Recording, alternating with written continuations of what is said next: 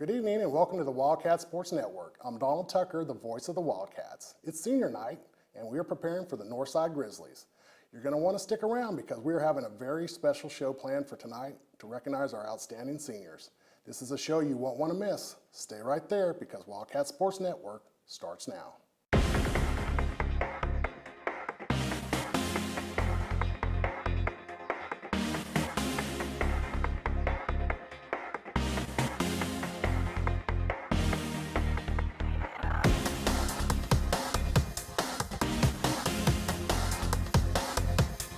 As always, we have Coach Wood to start things off. Coach, thanks for being here. I enjoy it.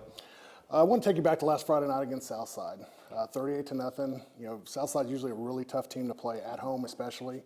After watching film, what's your takeaway from the game? Well, I mean, it was good to get a win on the road. I mean, that's what really matters. It wasn't probably our best football game. I mean, we were a little bit sloppy, weren't really clean offensively, but our guys made the plays when they needed to get the win. It was nice to get a shutout, hold them to 0. And like I said, you just take it and you move on.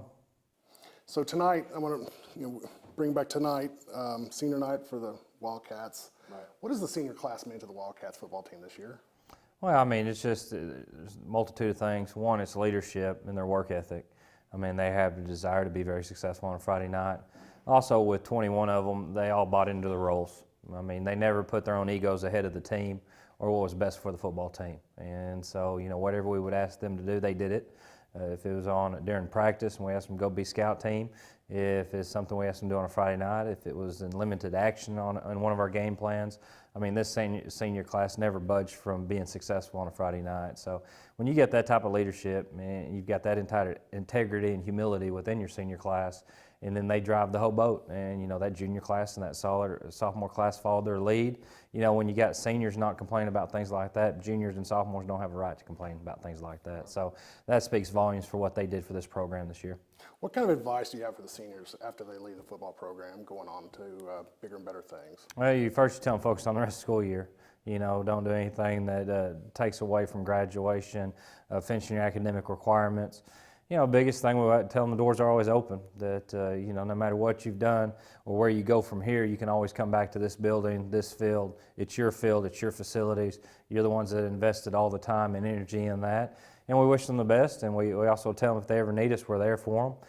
We just want them to be able to come graduate, and if they go into college, we're all for it. If they go into the business sector, if they join one of our military branches, we just want them to be good men, become good husbands and fathers, and just enjoy life. Thanks, Coach. We'll bring you back later on the show to help us close it out.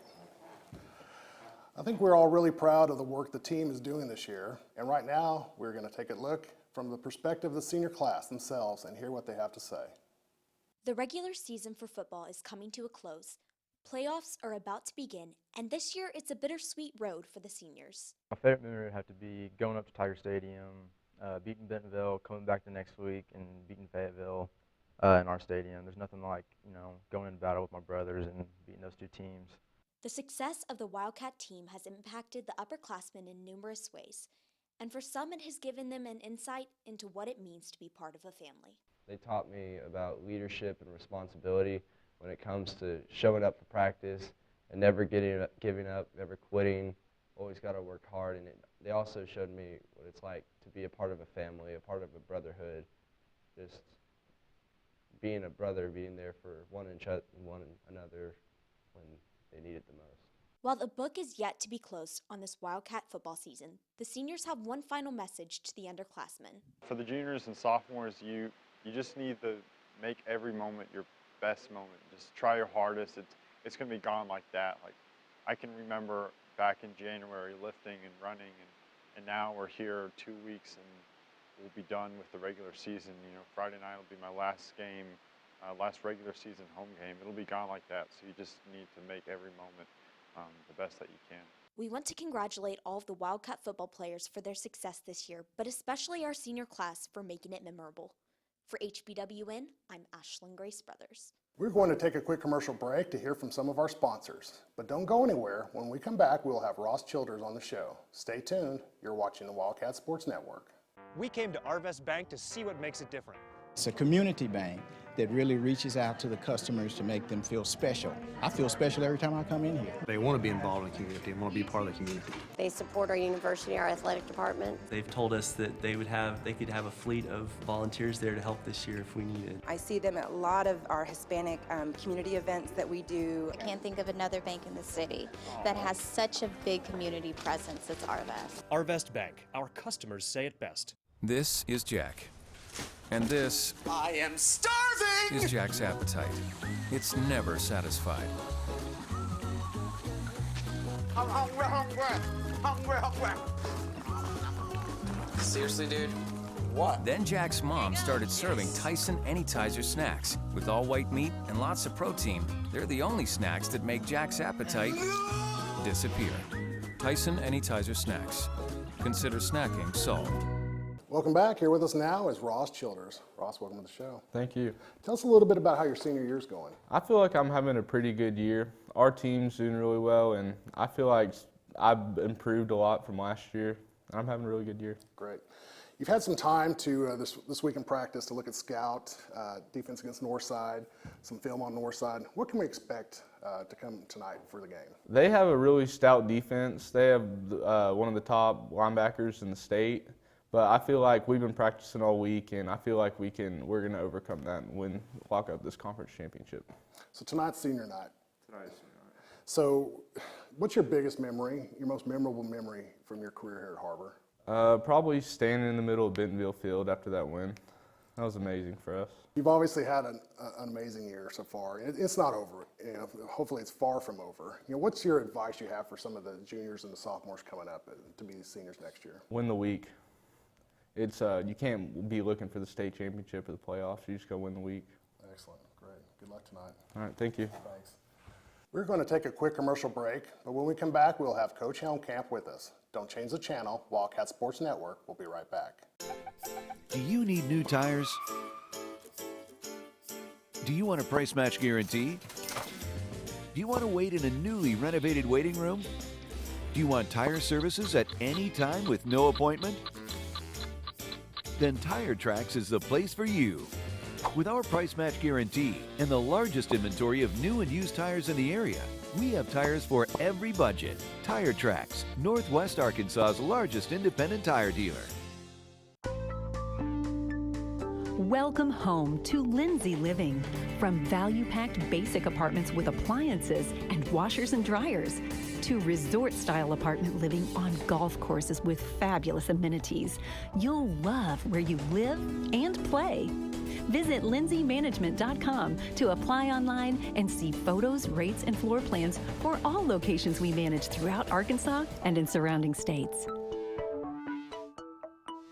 Welcome back. Here with us now is Coach Helmcamp. Coach, welcome to the show. Thanks for having me. Coach, tell us a little bit about your responsibilities here at Har-Ber.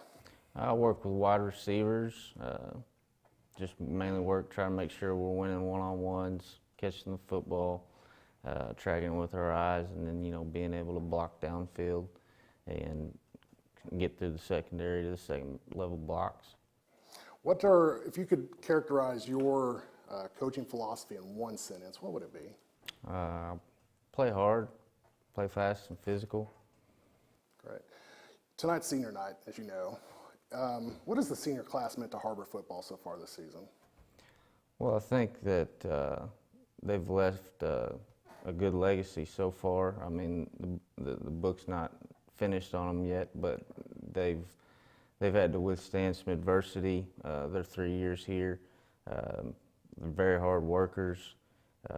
They're not about themselves; they're about the team.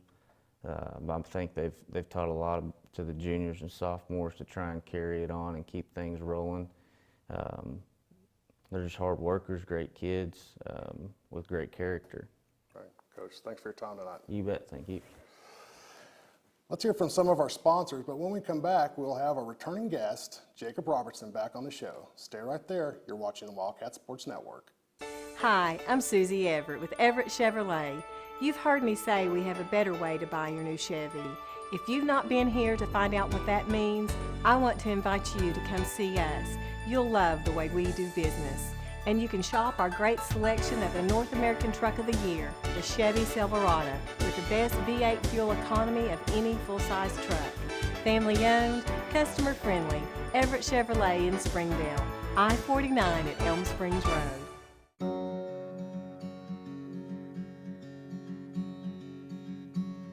Hometown. That word still means something here. It means we're neighbors.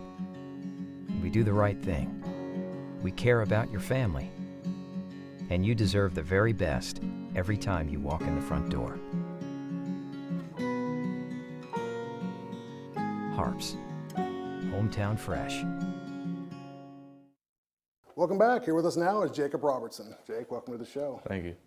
Arkansas Democrat Gazette did a story on you when you broke your leg, your comeback. What advice would you have for other athletes in similar situations?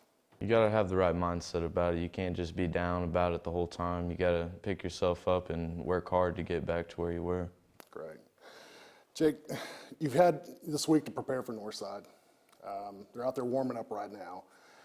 What have you seen on the scout team for scout offense for Northside and on film? Their O-line is they're really big, but they're good. They can move real good. Their two guards are probably their best linemen. And like their receivers and running backs, they're not like very big, but they're very athletic. Senior nights tonight. What's your favorite memory from your career here at Har-Ber? I think my favorite memory will be when the garage door opens and all of us running out through the smoke and just hearing the crowd go crazy. Jacob, good luck tonight. Thank you. Right now we're going to take a quick look at the video that exploded across the state. Broken but not beaten. The Jacob Robertson story. Take a look. The gridiron, a test of strength, endurance, and commitment. 100 yards of broken tackles, clutch opportunities, and third down drives that turned men into champions. Football is America's pride and most watched sport, with over 1/3 of the country tuning in to watch the Saturday Frenzy, the Sunday Night Madness, or the Friday Night Lights. You can be sure to bet that when that victory bell rings, the rest of the city, state, or nation is right there with you. But for one athlete, the biggest challenge is to pick himself up and keep moving forward. It was my 9th grade year, and I was kicking a field goal against the Rogers Mounties. I kicked it, and I made it, but as soon as my foot came down on the ground, a dude dove at it and snapped it. It's broke in 6 places. I took 7 months to recover and actually be cleared to play, and I was on crutches for about the first 3 months. And I owe a lot of it to my friends and my family because they really helped me through all of it and all through my rehab. 7 months of rehab, intense physical training, not to mention the emotion and psychological battle within would break almost anyone. But for Jacob Robertson, quitting was never an option. I never really thought about it because I love the sport and nothing can really keep me from it. I just wanted to come back stronger. I had to work out a lot, lots of rehab, but it was a lot of hard work and a lot of sacrifices, but that's what you need to play here at Har-Ber, lots of sacrifices. Sacrifice, a key word that Jacob uses to not only be an impact player, but to help his team recognize that you need to play every game as if it were your last. I think the injury really helped J-Rob in understanding that every play could be your last play. And he does not take for granted playing high school football. He goes out with a passion. He goes out there and plays hard every snap because he realizes that every snap could be his last. You never know what's going to happen. And he plays that way. You know, he has a passion for the game, and he's been given a second chance coming back off this injury because, you know, I think originally when he got injured, I don't think he was ever going to be, they said he probably wouldn't be able to play again. So, you know, he came back from this thing, got a second chance to play, do what he loves to do, and you can see that on the field as he plays because he plays with an intense passion. He goes as hard as he can all the time. Through all the pain, all the wins, and even the losses, this injury has shaped his life and taught him one very valuable lesson. Don't be negative about it, you know? It's not going to do anything but make you stronger if you think about it. You just got to have a good mindset towards it.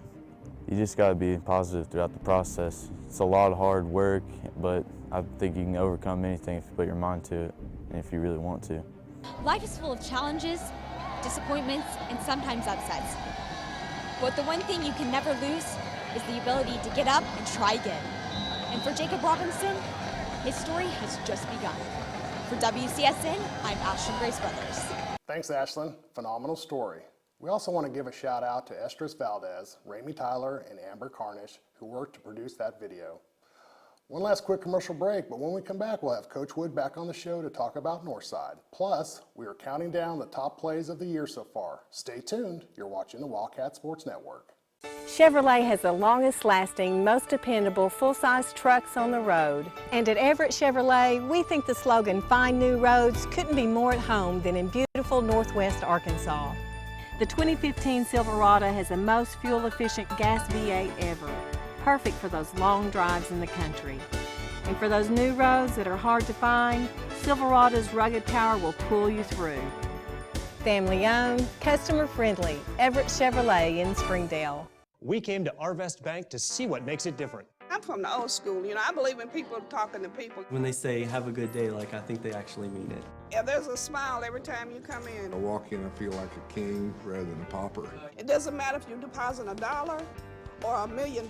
They treat everybody the same. The customer comes first, and I like that. They always go above and beyond to take care of us. I didn't rehearse this. No. This is coming from right here. Arvest Bank, our customers say it best.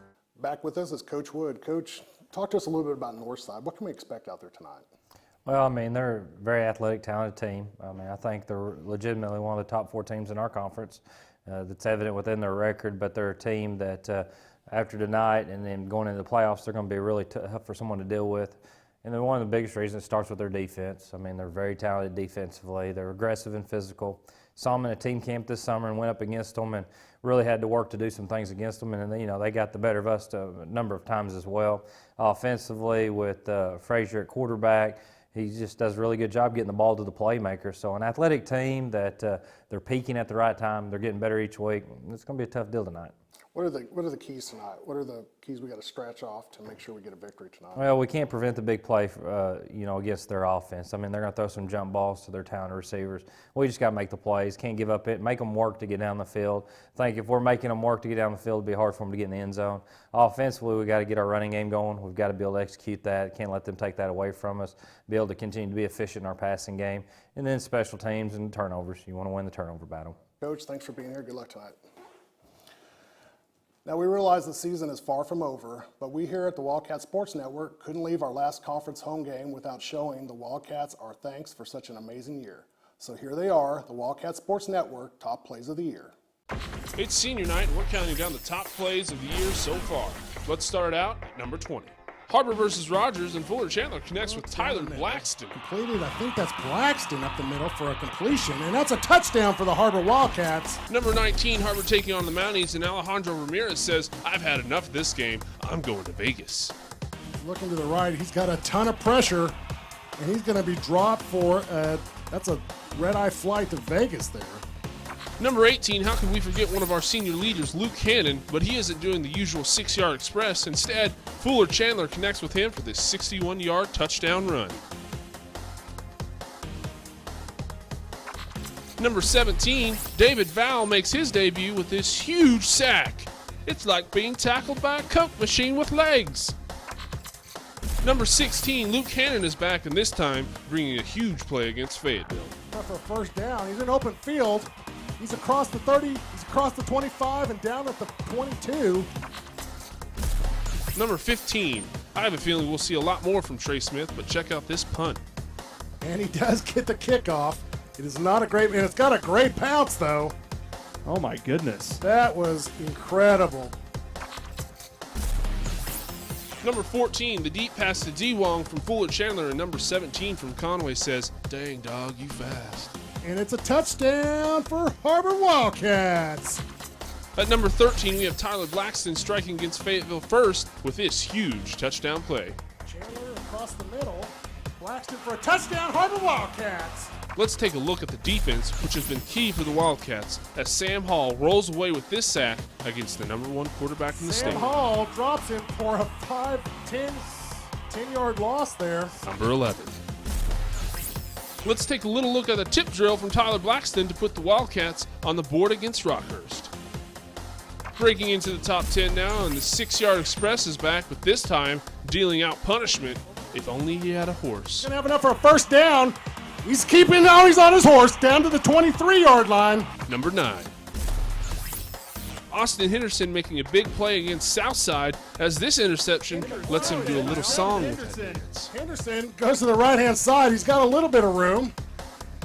He jukes and jives. He's still on his feet. Number 8. I told you we'd be back. Trey Smith with another incredible punt, but this time Blaze Brothers with the assist.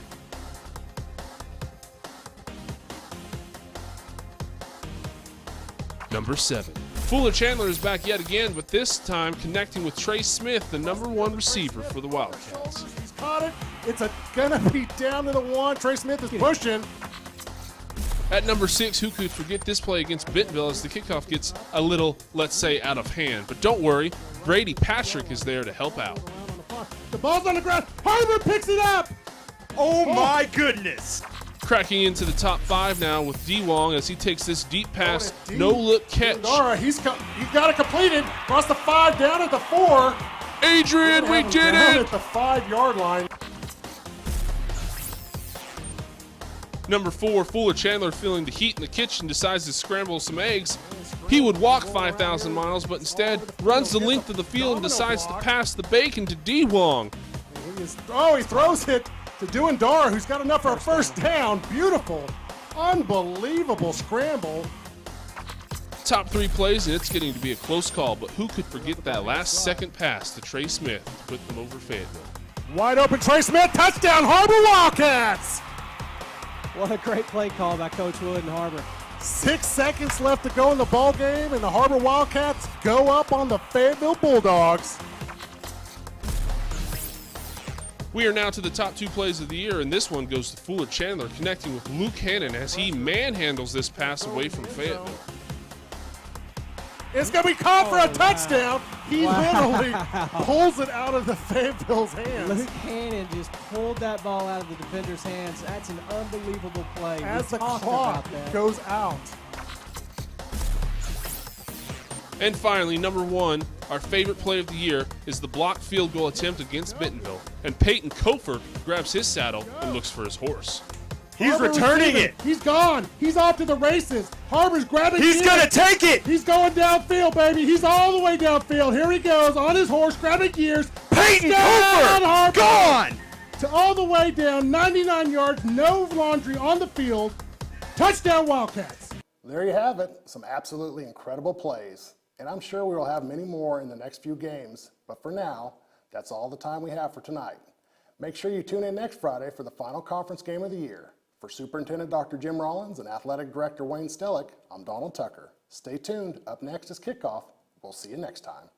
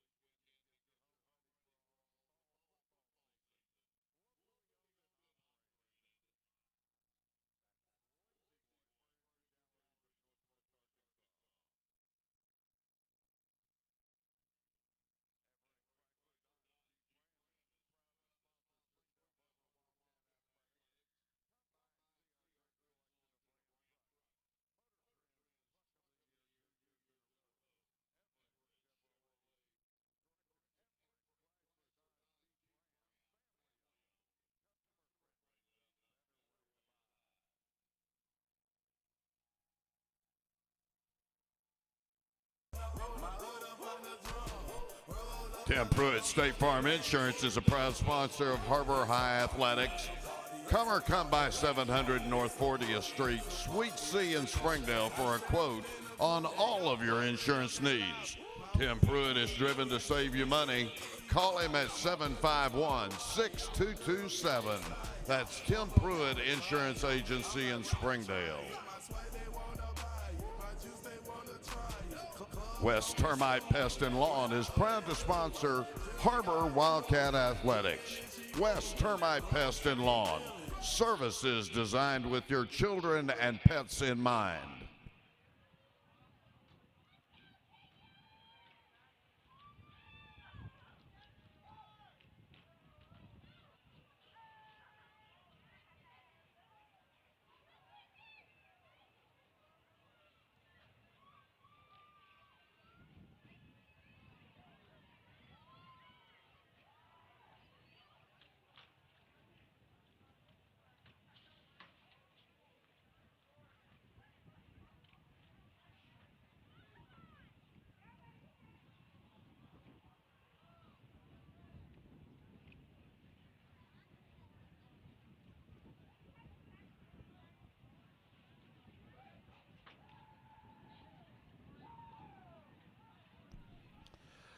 Good evening, ladies and gentlemen, and welcome to Springdale Har-Ber High School's Wildcat Stadium for Senior Night 2015. We thank you for your attendance and are sure that you will enjoy tonight's entertainment, the enthusiasm, and the excitement that the activities are sure to offer. And now, to kick things off, we want to present the 2015 Senior Wildcats.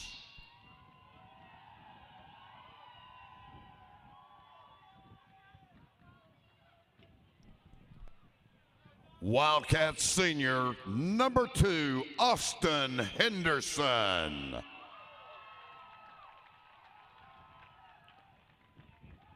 Austin is escorted on the field by his mom, LaTanya Turner, and his stepfather, Otis Turner. My favorite memory this year would have to be Coach Pimple's motivational videos before every game. I want to thank my parents for putting up with me this season.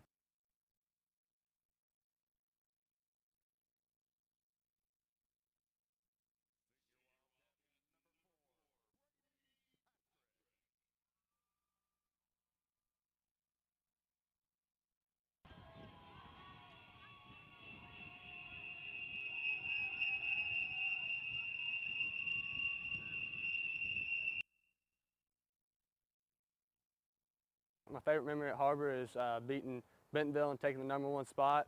And I'd like to thank God, family, and the trainers that put me back on the field. Senior Wildcat number 8, Fuller Chandler.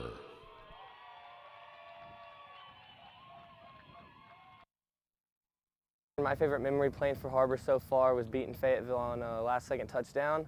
And I just want to thank all the coaches and my offensive line and the rest of my teammates, along with my family. Brady Patrick was escorted onto the field by his mom, Paige Patrick, and his dad, Richie Patrick. Fuller is escorted onto the field tonight by his mom, Jamie Chandler, and his dad, John Chandler.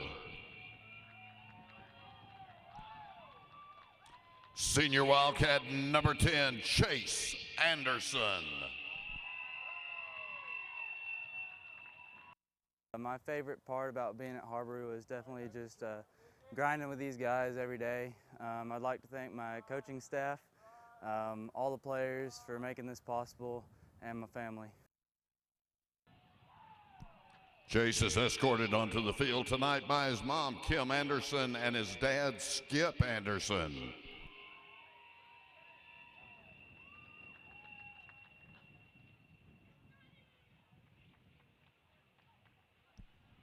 Senior Wildcat player, number 12, Brock Brains.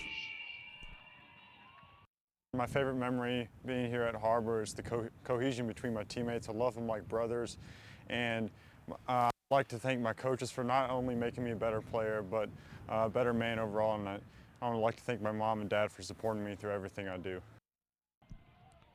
Brock is escorted onto the field by his mom, Kirsten Brames, his dad, Doug Brames, his brother, Heath, his sister, Gina Marie.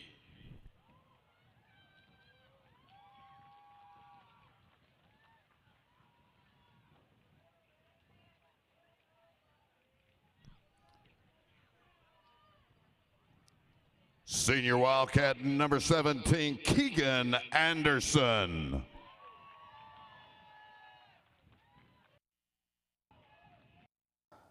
My favorite memory of being a Wildcat is probably the brotherhood that's been formed over these past 3 years. I wouldn't want to go into battle with anyone else. I'd like to thank the coaching staff, my parents most of all, and then the woodshed. You guys rock. Keegan is escorted onto the field by his mom, Courtney Anderson, and his dad, John.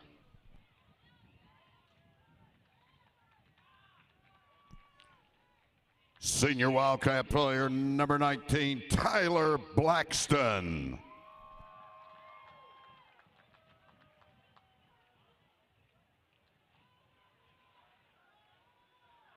My favorite memory at Har-Ber this year would be when we took the blocked field goal all the way back at Bentonville.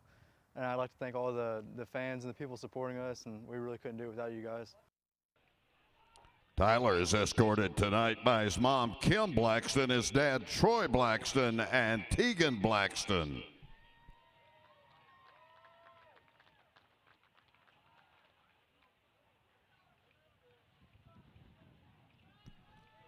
Welcome to the field, Senior Wildcat number 22, Matthew Ezel. My favorite memory of Har-Ber football was when we beat Bentonville at their own home stadium. And I want to thank God for the ability to play football, and I want to thank my coaches for everything they've done, and I want to thank my parents for all the support they've gave me through the years. Matthew's escorted on the field this evening by his mom, Julie, and his dad, Rich, his sister, Allie, and his brother, Daniel.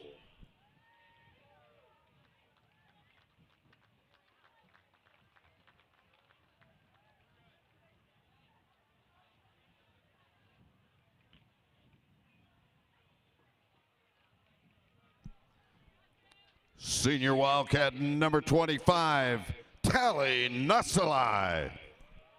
My favorite moment from this year was probably when we went and beat Bentonville out at their place, just because, you know, Har-Ber's always been known for having a huge rivalry with Bentonville. And I'd like to thank my coaching staff, because without you guys, we wouldn't have won that game. Tally's escorted onto the field this evening by his dad, Viliami Nasilai, and his sister, Celeste.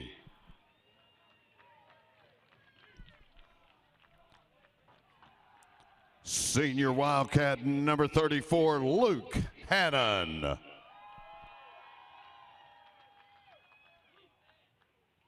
My favorite memory here at Har-Ber was beating Bentonville in Tiger Stadium with all these teammates. I'd like to thank my family for all the support and the O-line for protecting me. Luke's escorted onto the field tonight by his mom, Amy Hammond, and his dad, Sam Hannon.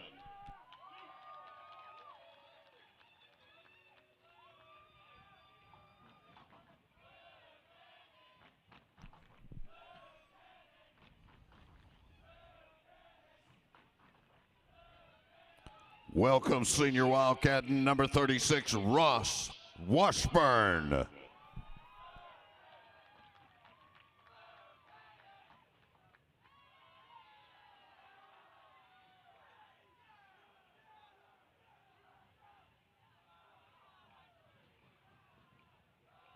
My favorite memory is definitely building a bond between the team and having them like brothers, and I'd like to thank Coach Haney.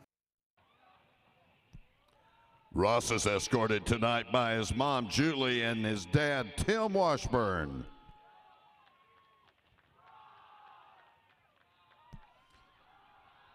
Senior Wildcat player number 45, William Coates.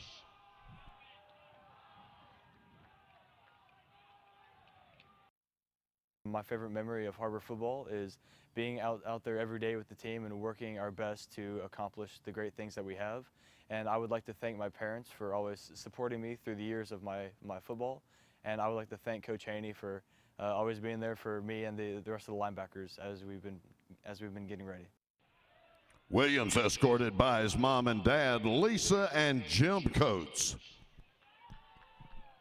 Senior Wildcat number 53, Ross Childers. My favorite moment as being a Wildcat is beating Bentonville at their house and then coming to Har-Ber and beating Fayetteville.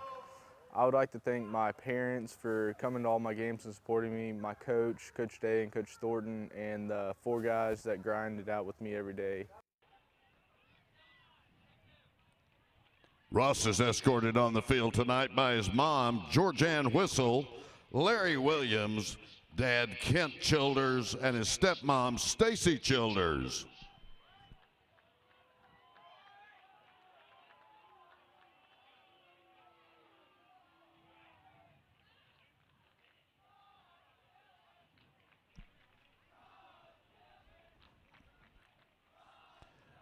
Welcome Wildcats senior number 54, Jacob Robertson. My favorite memory is going to be when the garage door opens up and running out through the smoke and just hearing the crowd go crazy. And I'd love to thank Coach Haney. He's done a lot for me. Jacob is escorted by his mom, Heather Robertson, and his dad, Dale.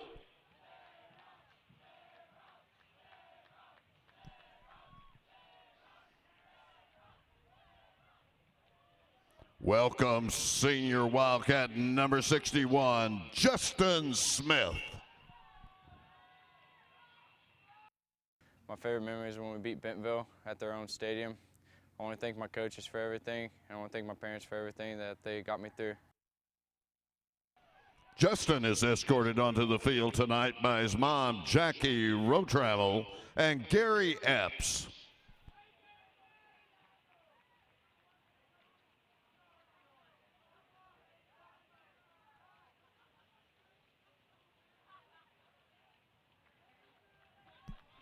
Senior Wildcat number 66, Manny Carrillo.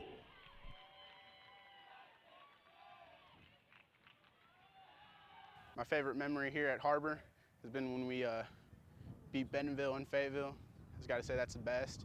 I'd just like to thank my parents and the coaching staffs for supporting me and the team as a whole through our whole year here.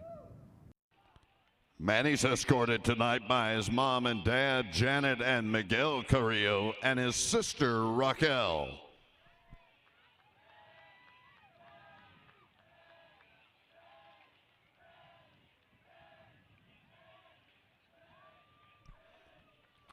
Senior Wildcat number 69, Alejandro Mercado Ihoa.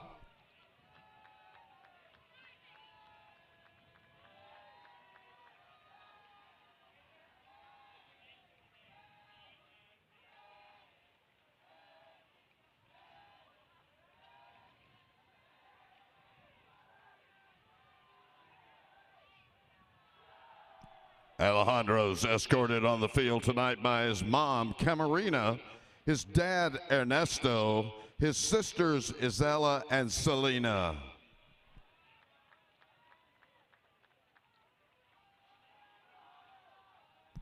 Welcome senior Wildcat number 77, Tatum Shatter.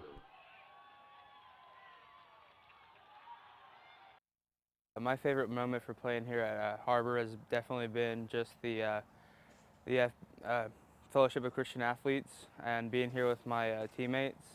And I'd like to thank my mom, my dad, and Coach Day and Coach Thornton.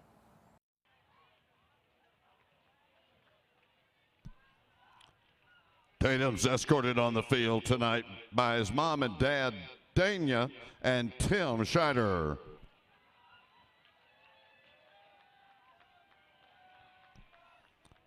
Welcome senior Wildcat number 78, Drew Dotson.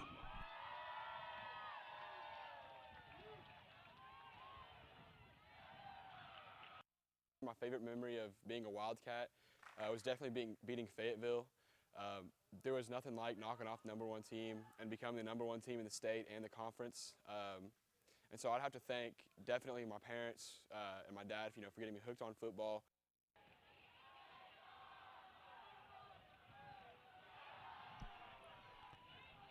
Drew's is escorted tonight by his mom and dad, Lynn and Chris Dotson.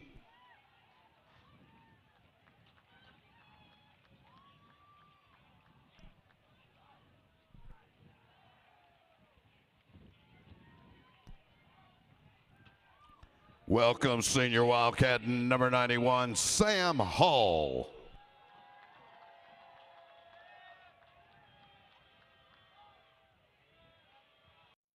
My favorite moment playing at Har-Ber is when we beat Bentonville 31-21 in their stadium. And I'd like to thank my mom and dad and the coaches.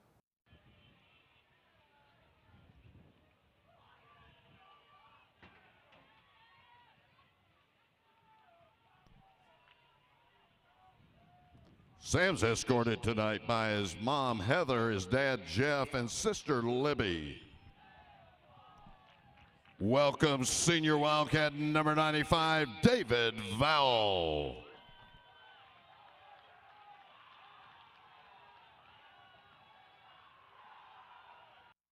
My favorite part of this season was every Thursday during the off season coming in and running the county fair with the guys.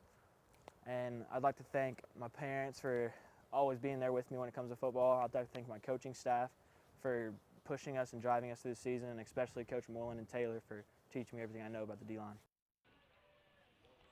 David is escorted tonight by his mom and dad, Lisa and Andy Vowell. Ladies and gentlemen, show your appreciation for the Wildcat seniors of 2015.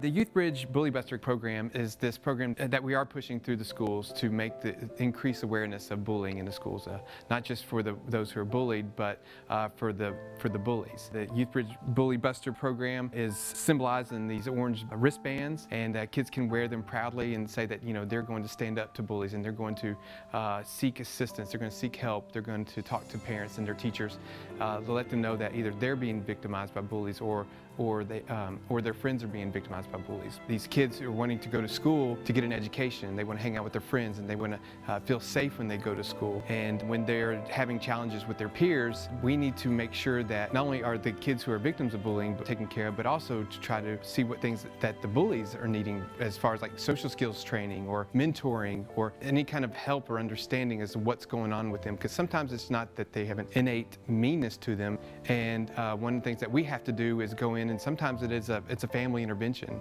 and we can meet with the moms and the dads or the guardians or anybody else who's interacting with the kid who is having these challenging behaviors, and just put some things in place and to redirect them in order so they can be successful in the community and in the schools. Youth Bridge has clinicians on staff that are experts in working with families that have these types of challenges, from mental health issues to mental illness issues. We have licensed professional counselors, we have mental health paraprofessionals, case managers, drug counselors that can get involved in a child's life to try to improve their situation. And if the family is needing more eyes and ears to be advocates for them, then Youth Bridge has a team that can do that. And so with the Youth Bridge Bully Buster campaign, we hope to bring awareness and action to bullying in our school systems.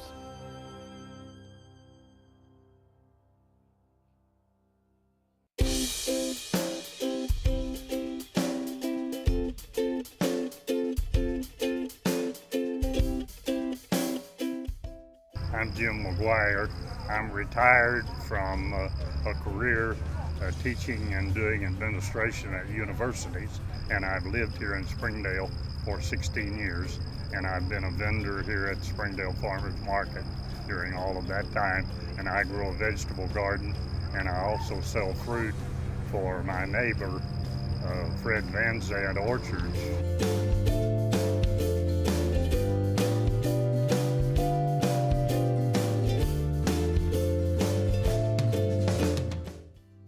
But the Jones Center, coming back to the Jones Center, it means a lot to me to have this facility here. Our grandchildren use this facility. Our farmers market uses this facility, and it's very important to us.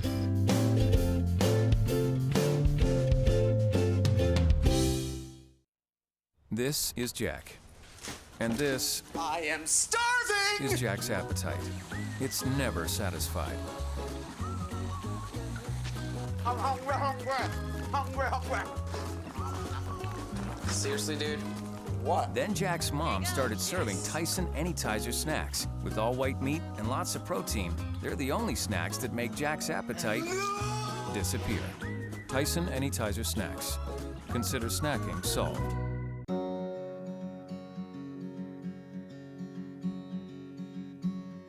Hometown. That word still means something here. It means we're neighbors. We do the right thing. We care about your family. And you deserve the very best every time you walk in the front door. Har-Ber's. Hometown fresh.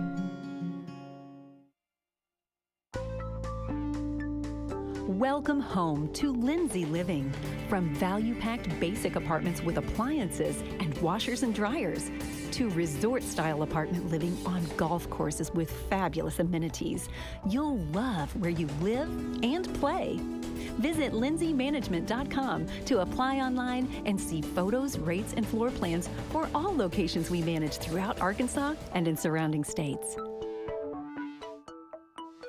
Chevrolet has the longest-lasting, most dependable full-size trucks on the road. And at Everett Chevrolet, we think the slogan, "Find New Roads," couldn't be more at home than in beautiful Northwest Arkansas. The 2015 Silverado has the most fuel-efficient gas V8 ever, perfect for those long drives in the country. And for those new roads that are hard to find, Silverado's rugged power will pull you through.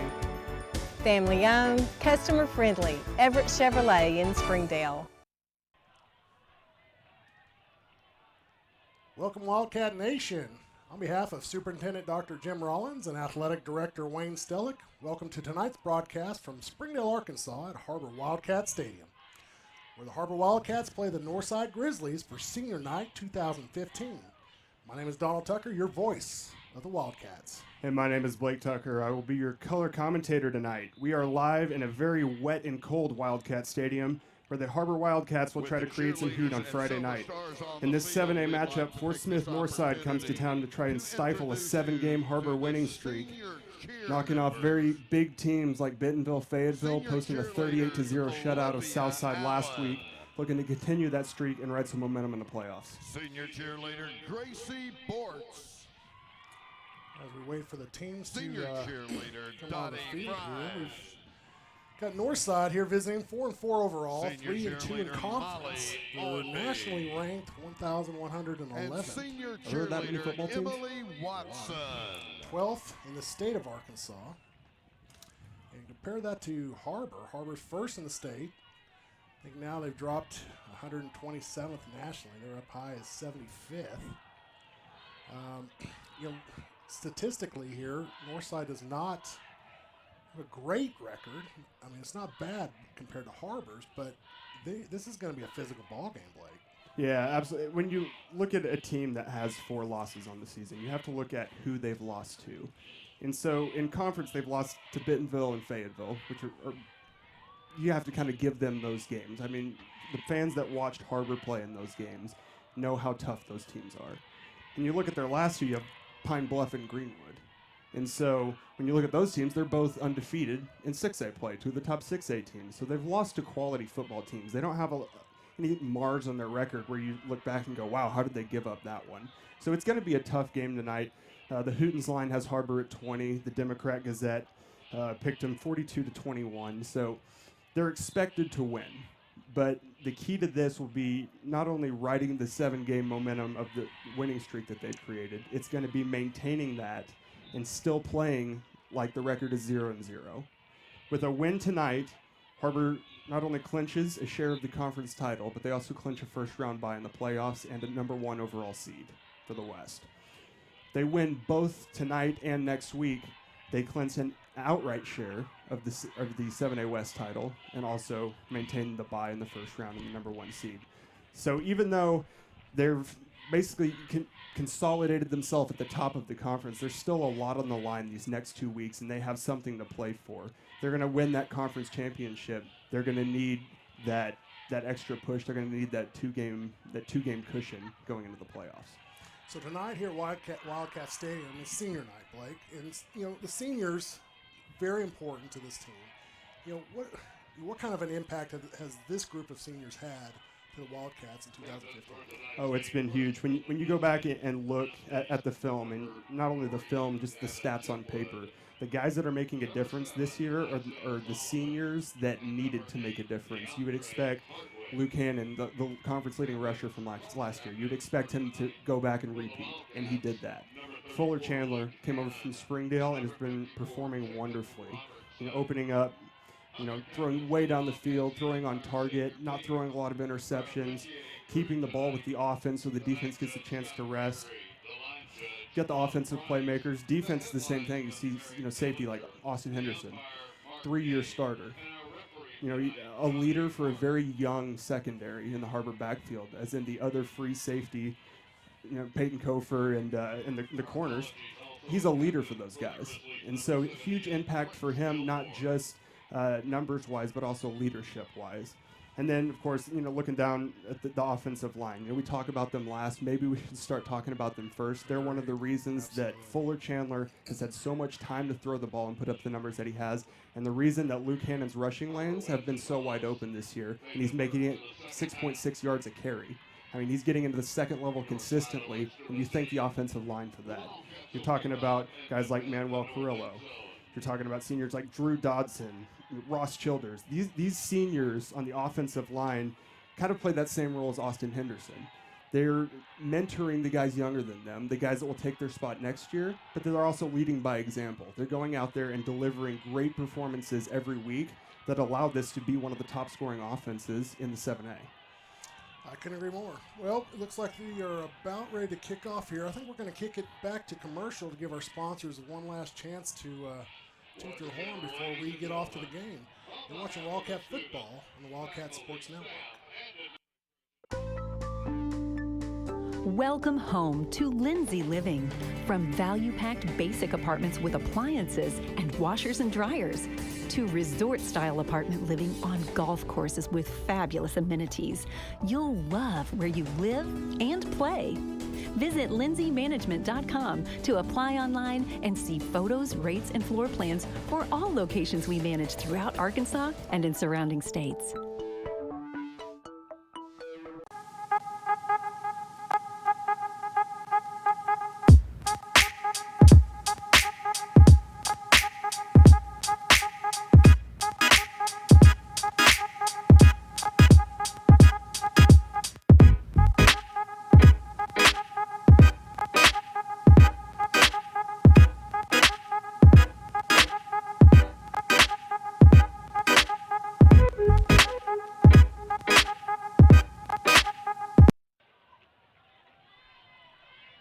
Welcome back, Wildcat Stadium. Looks like the Northside Grizzlies are anxious to stand in the rain and welcome the Wildcats on to senior night here, 2015, Wildcat Stadium, Springdale, Arkansas. It is a cold and rainy night tonight here in Springdale, Arkansas. More resembles Chicago weather than it does Springdale, Arkansas weather here down in the south. I think the Wildcats are staying warm in the indoor facility a little bit longer, trying to keep that advantage. I see the smoke starting to pour out of the gate here. Looks like we're going to be close.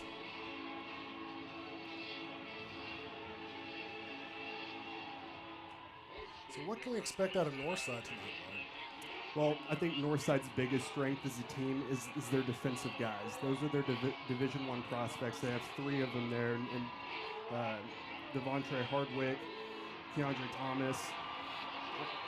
They're very skilled defensively, and they try to force turnovers in order to give their offense more chances to score. Their offense isn't a pushover, but they need to get the ball a lot of times to consistently put points in, or to put points on the board because they don't score consistently.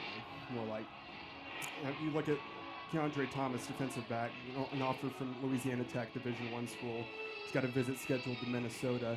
This guy knows what he's doing. He knows how to play football. He does it well. And you look at Devontre Hardwick. He's number 3 prospect in the state, according to Hootens. Last week against Springdale, 5 sacks, 1 forced fumble. We were talking to the broadcast team from Springdale, and their quote was, he's amazing. He plays at a different speed than the rest. His game speed is faster than everyone else on the field, which is why he's a college prospect. You have to be at that level. And so defensively, Har-Ber's going to have to adjust and work on keying on those players and neutralizing the threat from them. But then offensively, we have the same kind of weapons. Luke Hannon just picked up his first offer this week to Henderson, Division I school here in the state. And just last week broke the career rushing record here at Har-Ber. Has 3,082 yards rushing in his career, and he's only looking to improve upon that tonight. So I think that's going to be the most interesting matchup tonight. Looks like we're lined up for kickoff, and a little problem. Like I said, the weather is bad, and speaking of which, we apologize if we get some of the players wrong. These jerseys are incredibly difficult to read, especially when they're wet, and it is wet. So the kick is off. It is going to go to the line of scrimmage. It's going to be brought across the 10, and he's going to be down about the 15-yard line. So the Grizzlies will have the ball 1st and 10 from the 15. It was an interesting return there. He kind of let it go, assuming it was going to bounce into the end zone. Gave up on it at the last minute and tried to return when the kick returners, or the kick coverage rather, was well past the 20-yard line. Still managed to use his athleticism and make that a good return.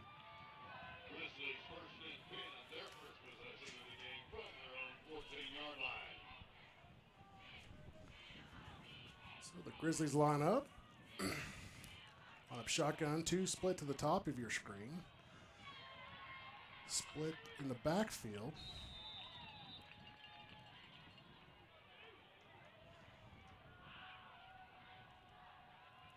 Takes a snap, hands it off. He's going to go up the middle, and he is going to get about a yard on the carry.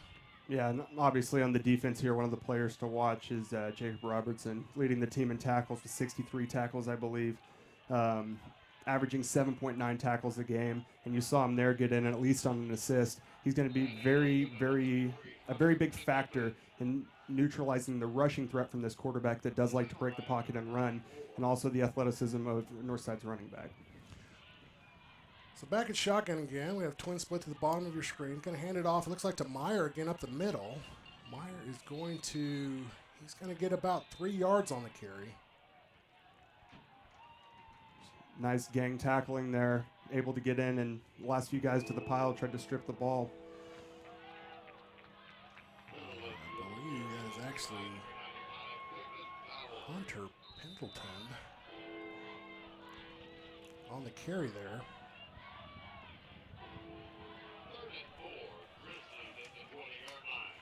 So it's 3rd down and 4, 10 minutes, 46 seconds left to go in the first quarter. We have twins split to the bottom of your screen, single setback. Shotgun formation. Going to hand it off. Great penetration. No, he's going to keep it. He's going to get back to the line of scrimmage, but he is not going to get much. Yeah, and Northside's doing the thing that offenses do, where they try to feel out this defense, try to find some weak spots. A little bit of play variety there. Last play, quarterback going to a read option, trying to show off some of his speed, but defense adequately prepared for that. Had guys keen on the running back and the quarterback. Defensive end crash into the mesh point. Solid defensive play all around in the first 3 downs from Northside. So Northside's 4th and 3. They're lined up to punt. And it is kicked. It's a long punt, and it is going to cross the 15. It's a fantastic punt. Get down to the 12 and go out of bounds. That's a tremendous punt. Down inside the 10-yard line. I believe he kicked that from near his own 15. It's a 74-yard punt. Well, that is going to definitely put a little pressure on Har-Ber's offense and a little bit of a relief for the Grizzlies' defense. 9 minutes, 53 seconds left to go here in the third quarter, or the first quarter. Yeah, and that field position play is what helps them stay in games. I'm obviously haven't seen a bunch of film of this punter specifically, but if you can consistently do that, it takes a lot of pressure off of the defense, lets them kind of neutralize some of bigger offenses. Bentonville only put up 21 points on them, and you can attribute a lot of that based on what I just saw out of their punter to the field position battle. So Har-Ber lines up. Chandler back at shotgun, Hannon right behind him. We have twin split to the top of your screen. Hannon up the middle. He's going to get about 2 yards on the carry. Looks like a fumble. Northside's claiming there's a fumble. The referee has marked him down. DeAndre Hardwick making himself felt in the middle of that offense there. So that's going to bring up second down and about 9 yards for the Wildcats.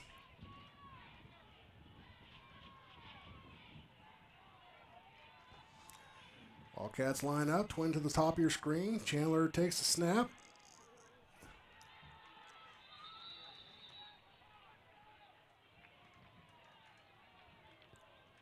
Great pressure. I don't know if that was a design screenplay that didn't have time to develop, but one of the linebackers broke loose there, putting a lot of pressure on Fuller Chandler.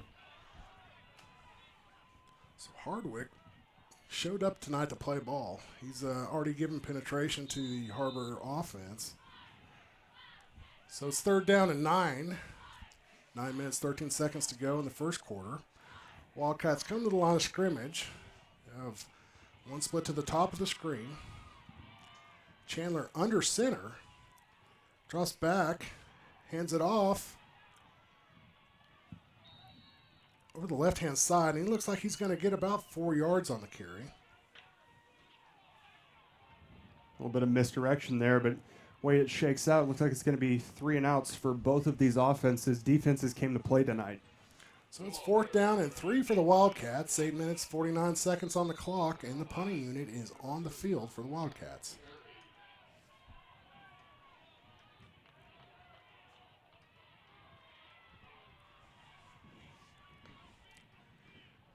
Trey Smith kicks the ball. It is going to go out of bounds about the 43-yard line. You know, it's interesting. One thing that we haven't seen out of Har-Ber special teams this year, among the spectacular special teams plays that we've seen thus far, is a Har-Ber fake punt. And with Trey Smith, he's just a great all-purpose guy, great receiver, back there punting. They have the ability to run any number of trick plays out of that formation. And you see they utilize that rugby-style punt where he kind of runs with it a little bit, gives the impression he might take it around the edge, and then kicks it end over end, try to maximize distance. He is always a threat to take it to the end zone every time he has his hands on the ball. So Northside will have the ball first and 10. They'll have it on Har-Ber's 49. Have twin split to the bottom of your screen. Going to hand it off around the left-hand side. He's got good penetration, but he's going to be tackled just for about a 7-yard gain. Brighton Cook on the tackle there is able to shed the block and prevent that run from turning into a touchdown.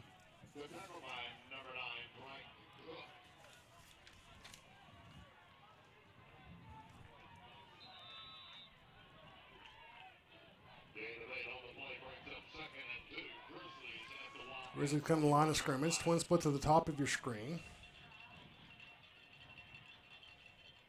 He's going to keep it around the right-hand side, hand it off. He's got enough for a first down. They're going to tack on about 3 more on top of that. And you'll notice here in that last play, you had Brighton Cook and Blaze Brothers, these corners, both on the left side of the field. They're trying to match up with the athleticism of Northside's receivers, give coverage really to 2 corners and not shading over a linebacker to cover him, really honoring the speed and athleticism that they believe these receivers have. So the Grizzlies first and 10.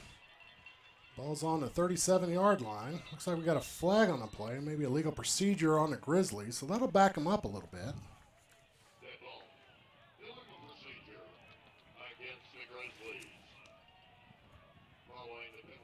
And, you know, the offensive guys hate that the defense guys can move and they can't even flinch, or it's a 5-yard penalty. It's one of those things you don't feel is fair, but it's there for a reason, and more often than not, offense is going to get flagged for any kind of penalty on the line of scrimmage.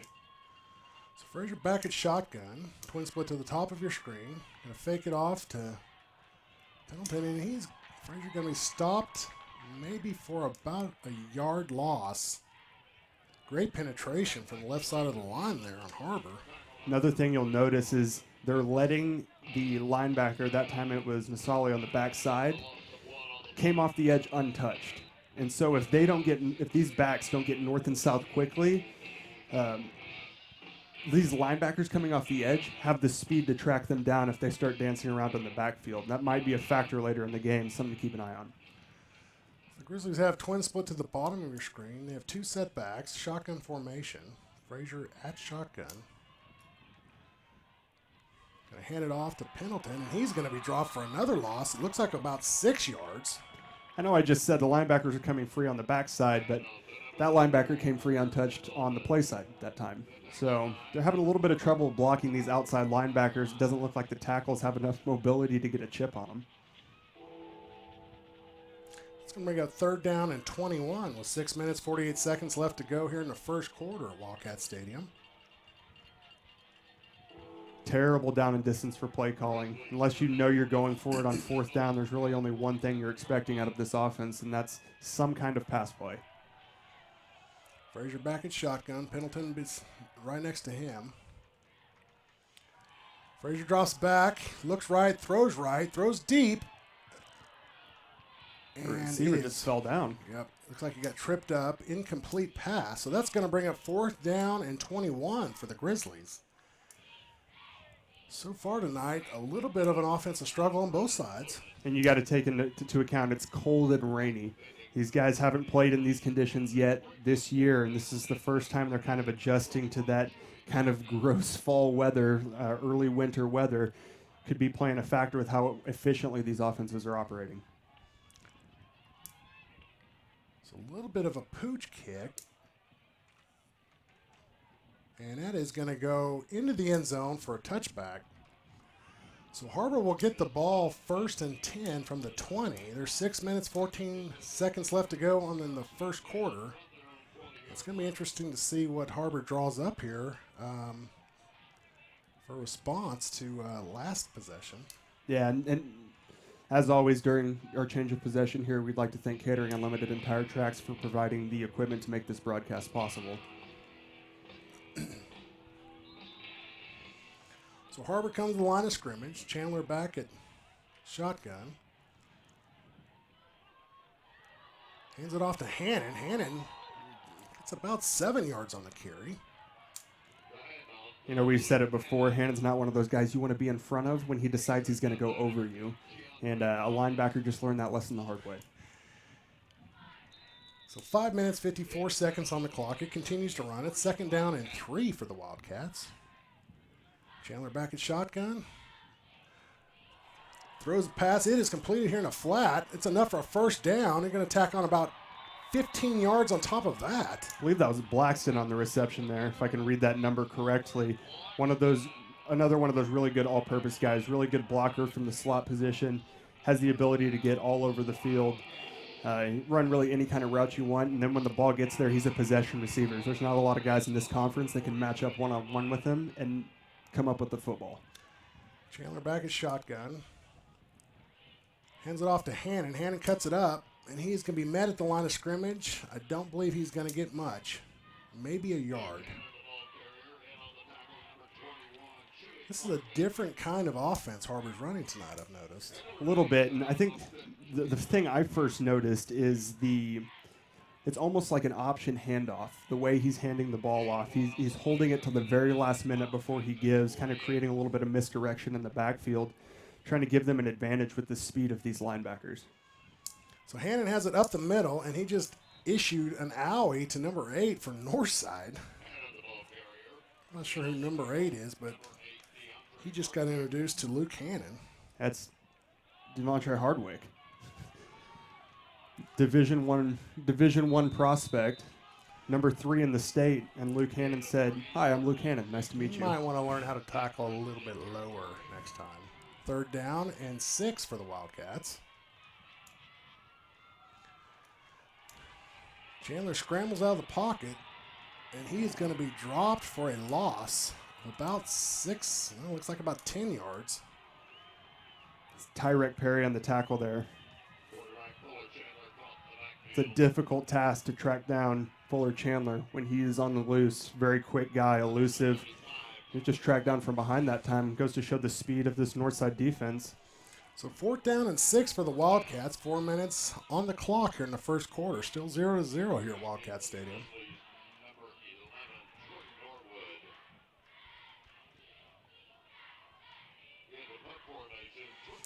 Trey Smith kick. The kick is off. It's a good kick.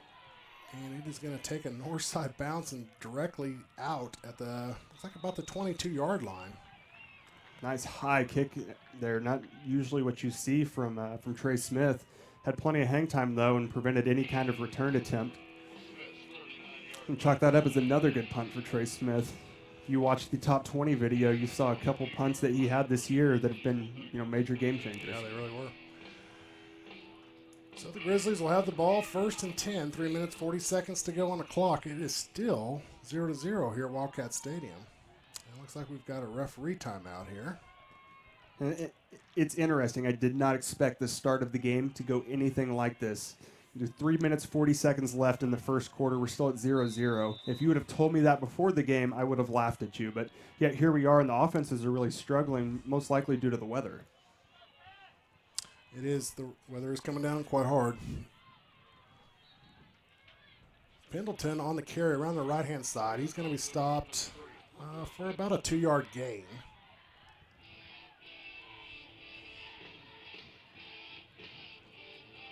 Har-Ber's defense has been playing well, matching up to the athleticism of Northside. Northside really good about getting the ball to their athletic receivers, and Har-Ber obviously game planned well, trying to cover those guys and be sure that there wasn't any point that they were open. Frazier back at shotgun. He's going to hand it off up the middle. Is that Hardwick? No, there are 2 number 8s, I believe. It's Darius McGill, I believe. Does not have a position next to his name, but I would not be surprised if Hardwick went both ways. 2 minutes, 48 seconds left to go here at Wildcat Stadium in the first quarter. 3rd down and 7 for the Grizzlies.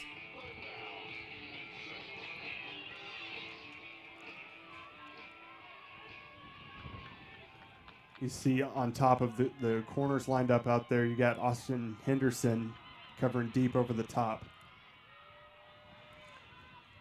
They hand it off up the middle, and he is stopped immediately with Jacob Robertson. Jacob Robertson, again, one of those guys, leads the team in tackles. He's got great field awareness. He can be anywhere you need him to be, but doing a great job of hemming up these inside runs and making solo tackles for the most part. They're really counting on him to make those inside plays so they can dedicate more guys to the outside of the field, protect the sidelines, and protect deep for these receivers. That's going to be a 4th and 6 for the Grizzlies as their punt team is on the field. 1 minute 51 to go here, the first quarter. Not a lot of penetration there. He is just holding the football until he feels any kind of pressure, trying to let the coverage guys get down there. Another booming punt, about the distance of a commuter flight to Chicago. That was down to the 7-yard line. So the Wildcats pinned deep in their territory, 1st and 10 with 1:34. I was kind of halfway expecting the Grizzly punter to take off running with it. He dropped his arms. I don't know if they saw that on the feed, but he basically just stood there and dropped the football like in his arms down by his side and waited on pressure. Gave his guys plenty of time to get down there and just squash any chance of a return. There's going to have to be pressure in the future, or they're going to keep winning this field possession battle. So Wildcats offense formation. Chandler back, hands it off to Luke Hannon up the middle. Hannon is going to get about 5 yards on the carry. Per usual. It's pretty standard procedure for Luke Hannon. Yeah, the Hannon Express only makes stops every 6 yards.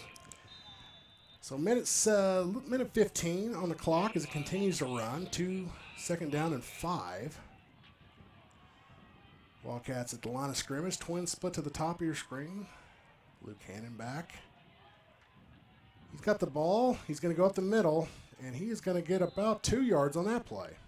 I will say this about Northside's defense. They are doing, of any team this year, the best job at hemming up Lucannon and not letting him break into the defensive back level. These linebackers are really ensuring that he's not a major factor in this game. And the rain is really hurting the pass game, I believe. We haven't seen that many passes out of either team. So if Har-Ber wants to be successful and move the ball, they're going to have to get this run game going. So Hannon up the middle again, and he is going to get enough for a first down. It's about a 3-yard gain there, so that's going to give the Wildcats 1st and 10 from about the 19-yard line. 25 seconds in the first quarter. Har-Ber's starting to ramp up a little bit. Started off slow at the beginning of the game, starting to find their stride, and then the poor weather we're experiencing here tonight. And this offense is scary good when they find their stride. That they are. 22 seconds. Looks like we've got a little bit of an equipment timeout here.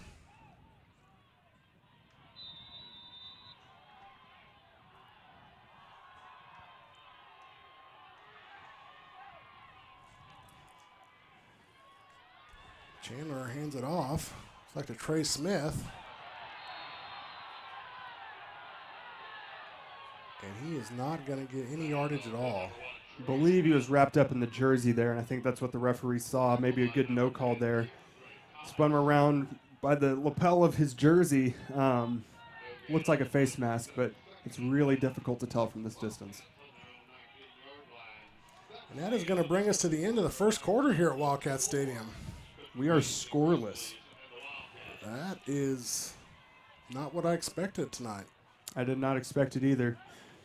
It's it really goes to show you how good these defenses are. Yeah, both defenses are really playing strong.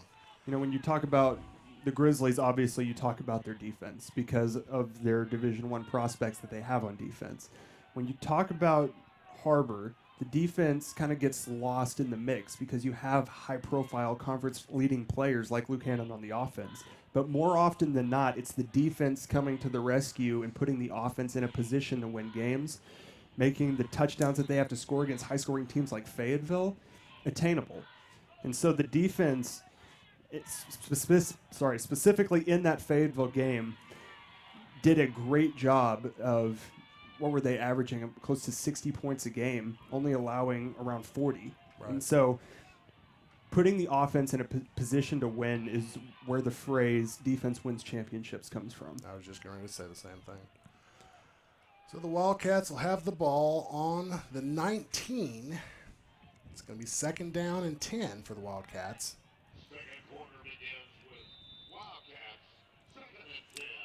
Chandler back at shotgun. Lucannon behind him.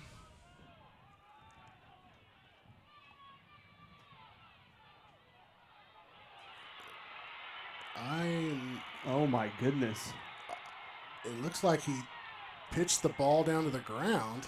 He was attempting to throw the ball away, but instead of his arm moving forward, he underhand tossed it. And the referees are discussing right now, but they are probably going to stick with the call. That is going to be a touchdown for the Northside Grizzlies. That is not how you want to give up touchdowns.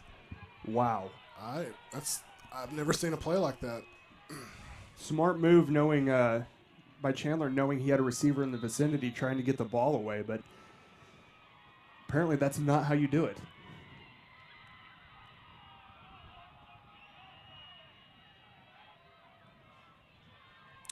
The Grizzlies line up for their extra point.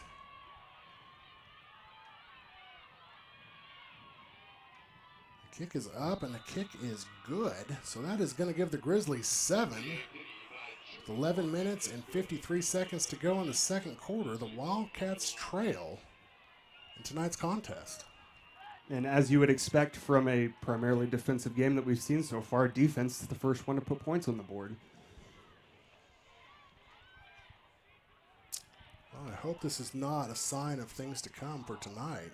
It's been a bit of an unusual ball game so far. And I've mentioned it maybe 3 times already, but weather. Yeah.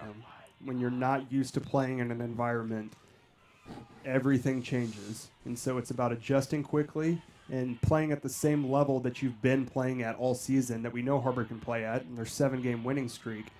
You're just going to have to adjust, learn to play through the cold, play through the rain, and start getting some momentum going, really. That's the thing that they've been lacking so far in this game.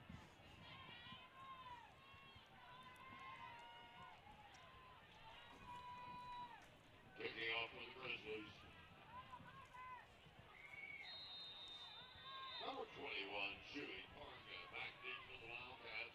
Number 1, Trey Smith. Wildcats line up for their kick return here as the Grizzlies prepare for kickoff.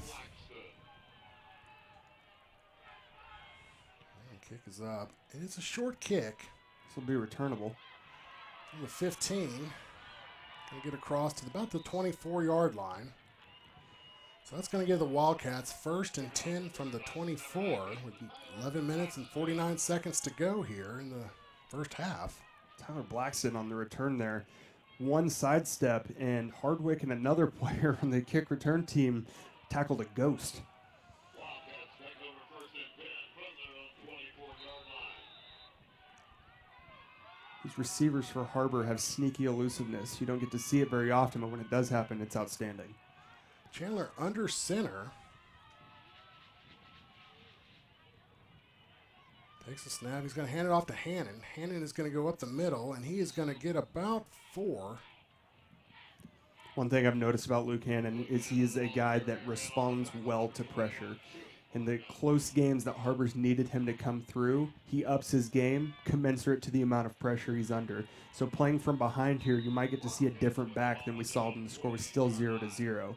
It's exactly what you want out of a running back and a team leader, somebody that's going to put the team on their back and carry them.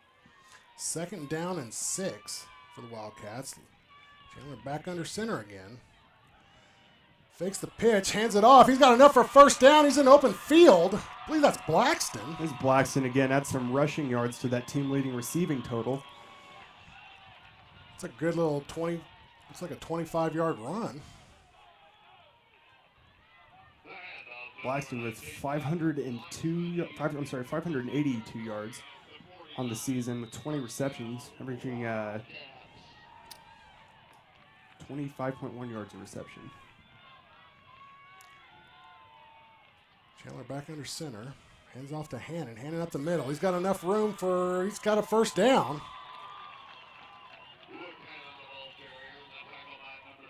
So that's going to be 1st and 10 for the Wildcats. I don't know if you heard that click a second ago. That was Har-Ber switching gears and gaining some speed. So the offense seems like they've found their stride. We've got a bit of a timeout here, so we're going to take the timeout with them. You're watching Wildcat football on the Wildcat Sports Network. First Security is here. Only here. So that means we're here, here, and here. Even here. And definitely here. Because here is where we want to be. For you. First Security Bank. Only in Arkansas.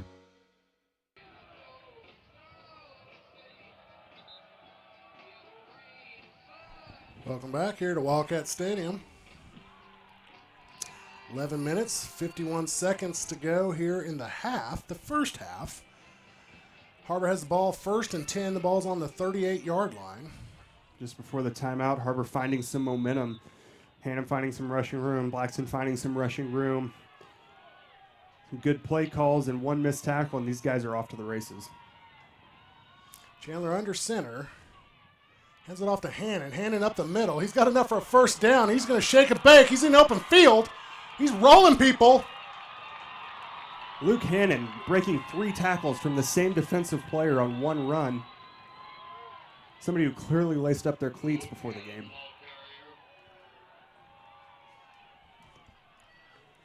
So that is going to bring up a 1st and 10. That is 3 plays, 3 1st downs for the Wildcats.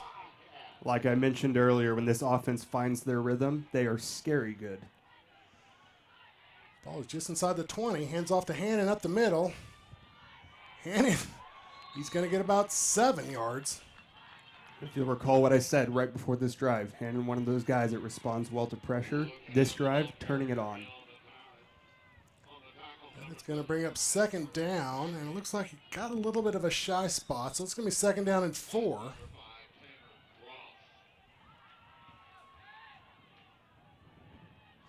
Chandler under center. They're loading up the box. Blackston in for a touchdown, Har-Ber Wildcats. That same play that happened earlier, just handed it off underneath to him, let him wrap around the edge. Blackston, one of those guys, multi-purpose, like we talked about earlier, putting to good use there, pursuant to or pending this point after we have a tie football game. It's like the Har-Ber Wildcat offense has figured out the scheme for tonight. Man, is this offense fun to watch. They really are. Lines up for the extra point. Kick is up, and the kick is good. So that is going to tie us up here at Wildcat Stadium with 9 minutes and 59 seconds to go in the second quarter. We were tied 7-7. Yeah, great, and it's great to see Har-Ber's offense getting a rhythm. It swings momentum back to our side. Northside's offense still struggling. Haven't seen really any signs of life out of them yet. If they're going to stay in this, they can't rely on their defense to keep scoring points for them. Their offense is going to have to make something happen, or it could get ugly.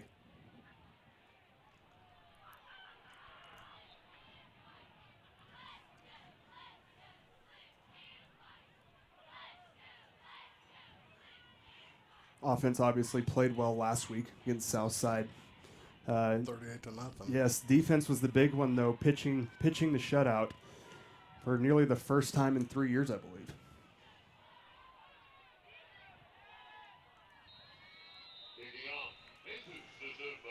So Har-Ber lines up for the kickoff. And kick is off. And usual, it's deep in the end zone.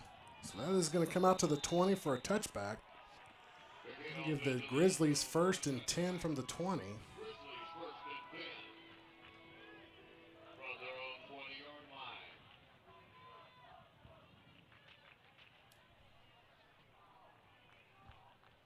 You know it's going to be a battle when, because of the rain, you're more prone to run the ball, and defensively, Grizzlies are strong run defense. Yeah, they are strong run defense, and they're really good at utilizing the talent that they have. These guys the linebackers are fast, the defensive line plays well. They've been getting great pressure. Har-Ber just finding ways to cope with that and make yardage. So Frazier's going to hand it off, and they are not going to get much. Looks like Pendleton. Yep. Pendleton is going to get about a yard on that play.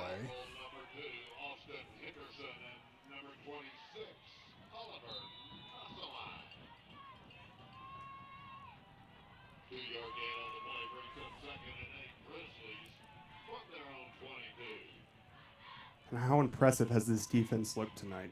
Yeah, no, they're strong. Both sides have really been. I mean, it's been a ball game. This is a 7-7. This is a fist fight. Grizzlies line up, shotgun handed off up the middle, and he is going to be stopped dead right at the line of scrimmage. Looks like he might have even got a loss. Pendleton is just not getting much penetration on this Har-Ber defensive line. Ramirez there just wrapped him up like a burrito, and tonight, Taco Bell is for dinner. Taco Bell.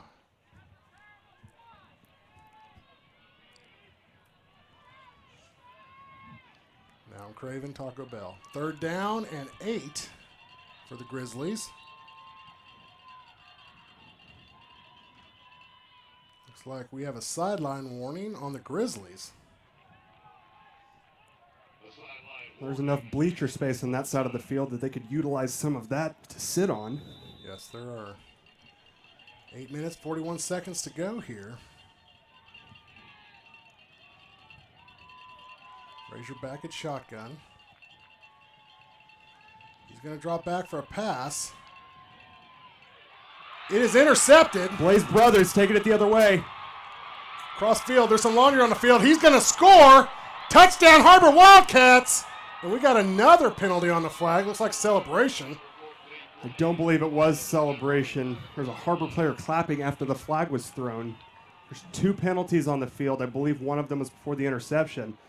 But talking about that play, I think Blaze Brothers wanted to show the Memphis Grizzlies defense that our defense can score as well.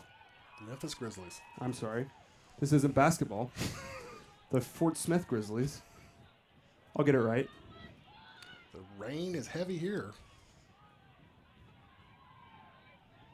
Referee's getting it sorted out. And it looks like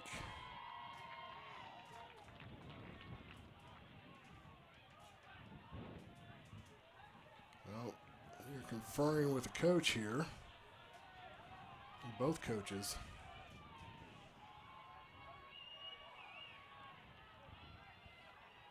The penalty we're interested in here is the one that was thrown before the interception. After the interception, that's what they call it. I guess it's a touchdown, so we're going out for the extra point. That works It too. is a touchdown. Touchdown will stand. Very, very big play there. We have an ejection from the Grizzlies. Oh my goodness. That's their second player in 2 games that's been ejected.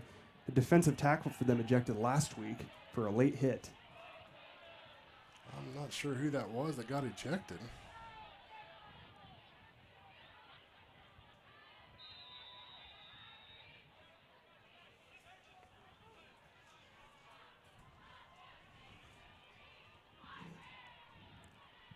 So the Wildcats line up for their extra point. Snap is good, the kick is up, and the kick is good. So that's going to give the Wildcats 14, the Grizzlies 7, with 8 minutes and 20 seconds to go here in the first half. We've got a little bit of a Wildcat football game now.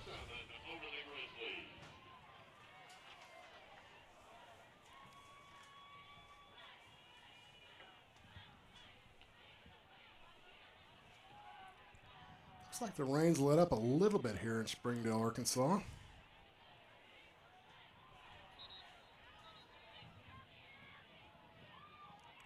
See if we can get a name on the Grizzly that got ejected. I did not catch a number on it. I didn't see anybody leaving the field specifically. There was obviously a few people coming off the field. Coach Scott in our booth saying it was number 7, Isaiah Solomon. I'm sorry, 77.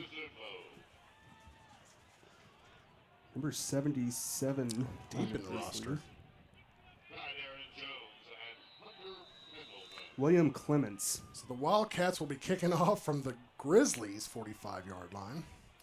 Offensive lineman that could potentially hurt an offense that's already struggling in this game. So that is going to go deep into the bleachers, through the uprights, for a touchback for the Grizzlies. And it'll be 1st and 10 from the 20 with 8 minutes and 20 seconds to go here in the second quarter.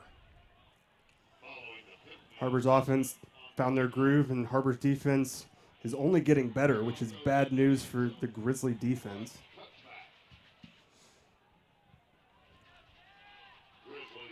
And like you might expect at this point, Har-Ber obviously a state championship caliber football team. They have the defense and the offense to put total games together, and they can beat anybody in the state when they're at their best. Frazier back at shotgun.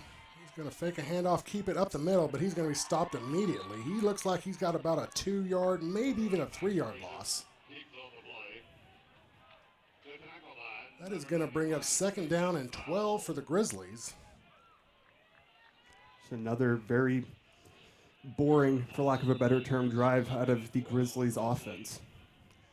Har-Ber's defense getting great penetration, almost at will.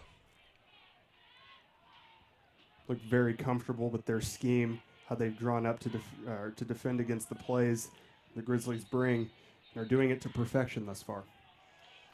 Yeah, looks like we've got a legal procedure here against the Grizzlies.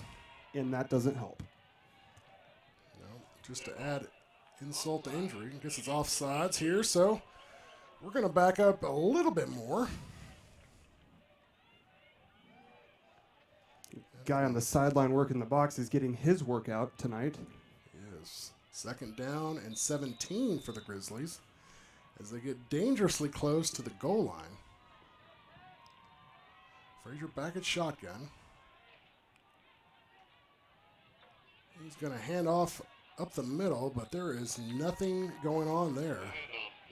You know, you got to say these Grizzlies running backs are following their blocks. There's just nowhere to go because the flow from the inside of the field is so well. The corners are shedding their blocks on the receivers, and they have basically no choice but to go down. There's no lanes for them to run through, and they are not going to have any success on offense if they can't generate at least a little bit of space and give their backs a chance. So that's third down and 15, 7 minutes on the clock in the second quarter. Frazier back at shotgun. Gonna hand across, nope, gonna keep, looks to the left, throws deep. It is going to be, oh, it's tipped and almost caught. 5-10 across, I believe. On the second chance, but nothing but heartbreak was waiting for him at the end of that play. Fourth down and 15 for the Grizzlies. You know, normally I would say this is a very bad punting position for any team, but this punter's been fantastic tonight.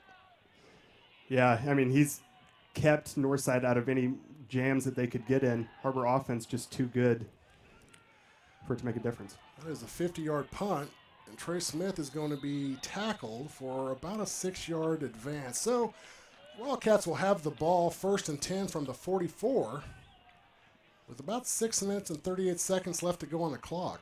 What can we expect here, Blake? Some more running? More of the same. What they're doing right now is starting to work. You don't change it when everything's starting to fall into place. Keep doing what they've been doing the first half of this game is what they've been doing all season long. And so clearly the 7-game win streak is any indication.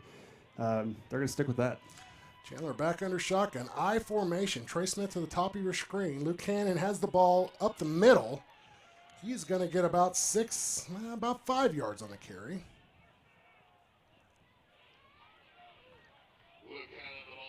.625 left in the half.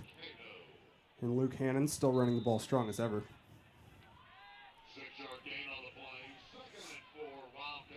It is 2nd and 4, so he did get his 6 yards on the express run.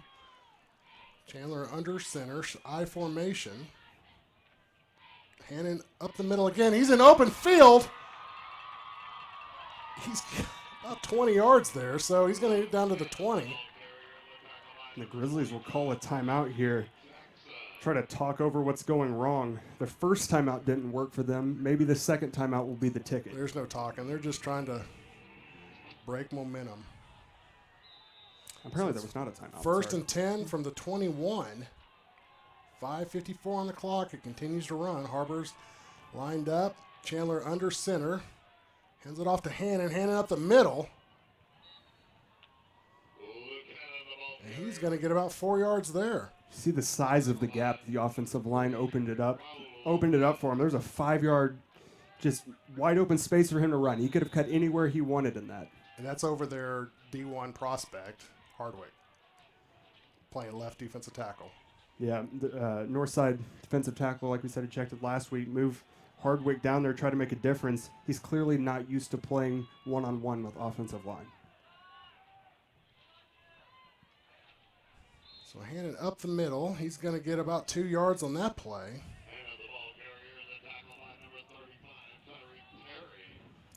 That is going to bring up third down and 4. Third down and 3. The ball is on the 15-yard line. 4 minutes, 51 seconds on the clock. Clock continues to roll, and Har-Ber's offense looks very comfortable. They know exactly, they're up by 7. They feel very comfortable with this lead. They know their offense is working. No need to rush these plays.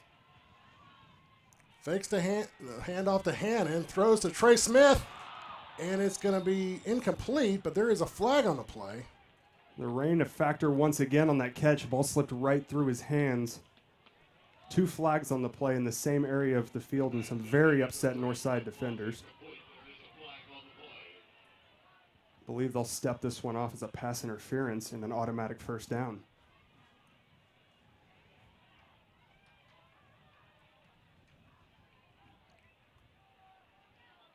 That's what it is.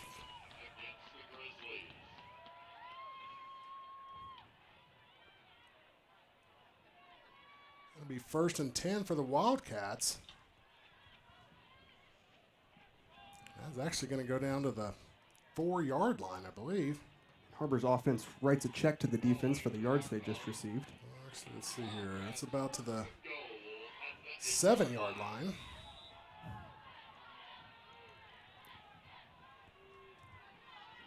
So it's 1st and goal. 4 minutes, 29 seconds to go on the clock. Chandler under center. Luke Hannon behind him. Hannon has the ball over the top and in for a touchdown, Har-Ber Wildcats. I believe that was Kunkel there at fullback throwing the lead block. It's one of those guys that they can count on every single week to pave the way, really, for Luke Hannon. So with 4 minutes and 24 seconds left to go in the second quarter, the Wildcats strike again. Hannon finding the end zone again. At what point does that get boring for you? It doesn't. Well, he's doing a very good job of keeping his composure, not getting celebration flags thrown. Lines up for the extra point. Snap is good. The kick is good. So that is going to give the Wildcats 21 over the Grizzlies 7. This is a little bit more like I was expecting. Yeah, exactly. I actually expected somewhat of this score at the end of the first quarter. Both offenses very lethargic at the beginning of the game. 3 and outs, maybe 1 first down thrown in there every once in a while on a decent play. But Har-Ber's offense was able to come out first and really utilize their strengths that we're used to seeing out of this offense. And, ultimately they've put up now 14 points on the board, 7 of those being defense, and now they have a 21-7 lead over the Grizzlies. So, like I said earlier, once Har-Ber hits their stride, there's no looking back. And this team has done a great job of rallying from mistakes, yet we haven't seen too many of those in this game out of them. Very clean game. So Har-Ber lines up for the kick. The kick is good. It's deep. That's pretty typical for Har-Ber. So that's going to come out 1st and 10 from the 20. Zumbo, obviously a very good kicker, and we've mentioned it before. Same kicker that kicked the 42-yarder against Bentonville. He's a guy that they can rely on to put it out the back of the end zone and make an easy day for the kickoff coverage team. Unfortunately for the kickoff cover team, they don't get a lot of tackles either. They don't. They're basically out here running wind sprints. They really are. 4 minutes, 24 seconds to go in the first half. Grizzlies have the ball 1st and 10 from the 20.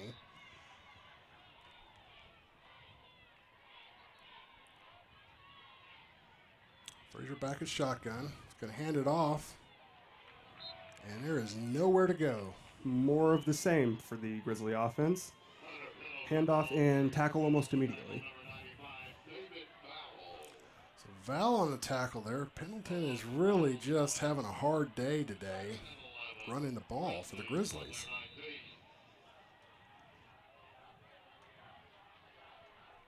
Three minutes, 58 seconds left in the half here.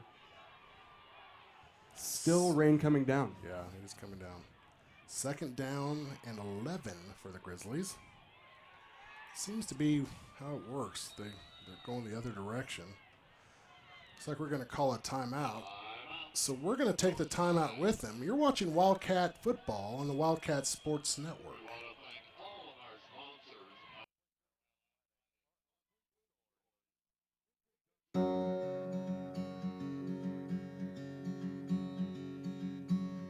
Hometown.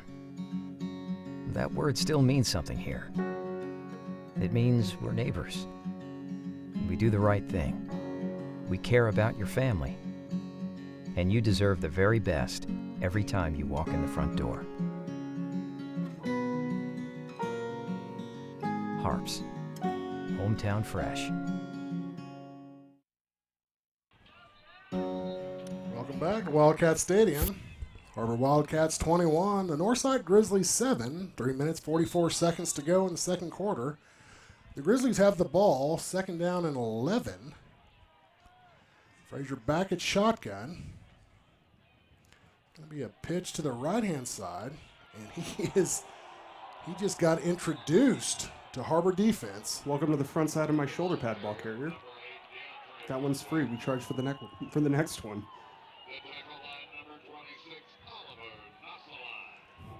Northside coming in hard on the tackle. So that's going to be 3rd down and 7. 3rd down and 8 for the Grizzlies. 3 minutes, just under 3 minutes when they snap the ball.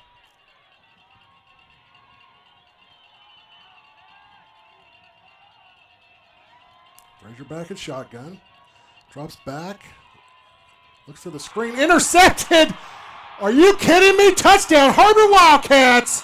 David Vowell. Foul on the reception. Interception. Well, I think at this point, Northside would rather look at our stat sheet and make it theirs. David Vowell looked at Blaze Brothers and said, now it's my turn to score. You know, honestly, that was a great pass, though. I mean, hit him right in the hands. Great completion. Good form. Threw off in the middle of his stance. It was great. 2 minutes, 51 seconds left to go in the second half, and the Wildcats have struck again. You know, I wasn't in any meetings this week, but pretty sure at one point David Vowell was lobbying to play tight end. He might have just pleaded his case effectively. I don't think he was.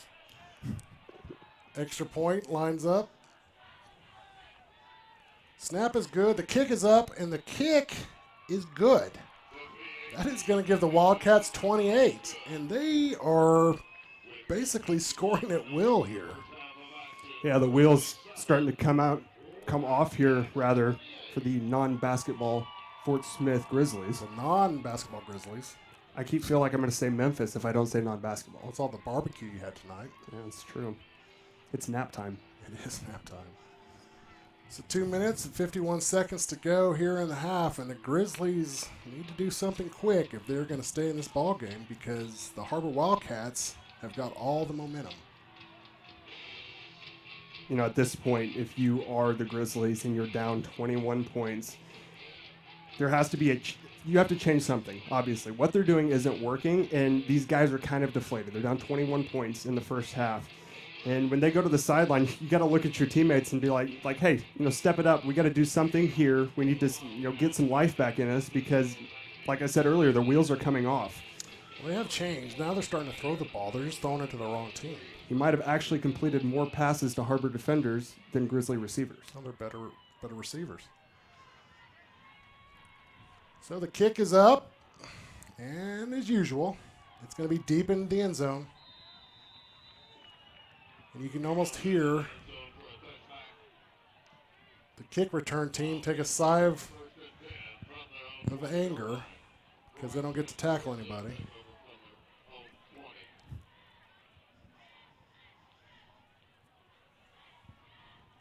Clock at 2 minutes and 51 seconds left in the half.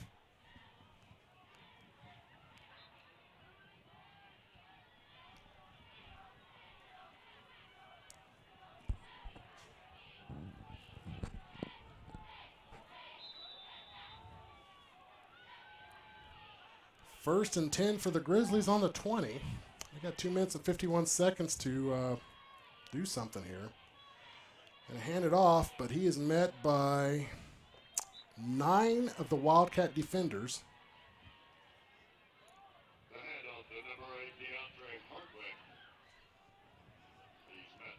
Hardwick playing a little bit of offense as well. He hasn't been real effective on defense. Maybe that is the change that they made. That's the change. 2 minutes, 2 minutes, 24 seconds left to go here in the first half at Wildcat Stadium. And the rain is really coming down. At some point, as the Grizzlies offense, you have to get on your horse. But they checked and their stable's empty. So they have to do something that's going to make up for this deficit that they've created for themselves. Hardwick on the carry again. He's going to get back to the line of scrimmage. They're wearing him out on defense. He's playing a position he's uncomfortable or unused to playing, which he's wearing out. Now they're running him on offense. And coming off the field now, he looks like he's gasping for air. It's difficult to play both ways, and it takes a very strong athlete to do that. Yeah. Well, when you have your star prospect, your star player out, gassed in the second quarter, that's not good. You know, you're basically ineffective at that point. And, you know, they've kind of rode him into this game. You know, he was going to be a difference maker. And I don't believe that's the case tonight. Yeah, really, it's hard to watch because you know that these guys put in a lot of work. And as an offensive player, which I have been in the past, it's really deflating when you prep all week and you go into a game confident and you just can't put anything together. You know, it really forces you, I guess, the next week to reevaluate. And the Grizzlies, having lost 4 games this year, have done a lot of reevaluating. So it's 3rd down and 7. The ball's on a 23. 1 minute, 51 seconds to go here in the second quarter. And the Grizzlies looking for some answers. Frazier going to hand it off up the middle to Pendleton. And he is going to, he might get a yard. And more of the same. Har-Ber defense playing exceptionally well. So Har-Ber's going to take a timeout here, and we're going to take the timeout with them. You're watching Wildcat football on the Wildcat Sports Network. Welcome home to Lindsay Living. From value-packed basic apartments with appliances and washers and dryers to resort-style apartment living on golf courses with fabulous amenities, you'll love where you live and play. Visit lindsaymanagement.com to apply online and see photos, rates, and floor plans for all locations we manage throughout Arkansas and in surrounding states.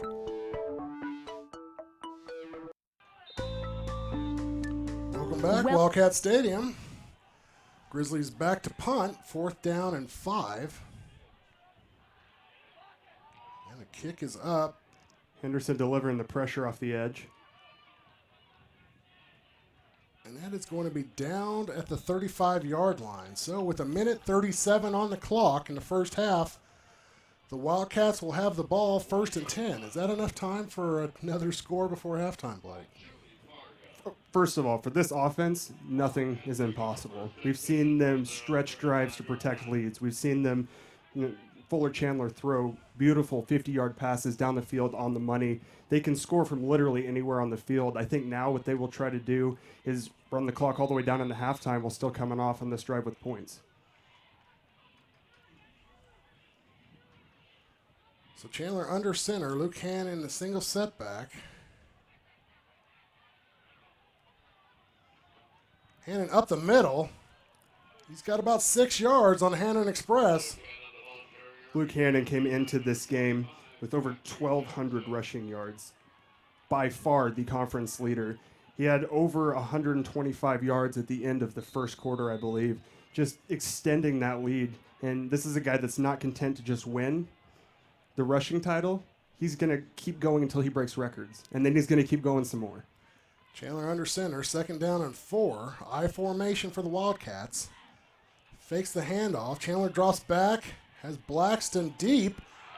Completed. Touchdown, Har-Ber Wildcats. We have 2 flags on the field right around that area of the pocket that the offensive line was. You see that, and more often than not, it's holding.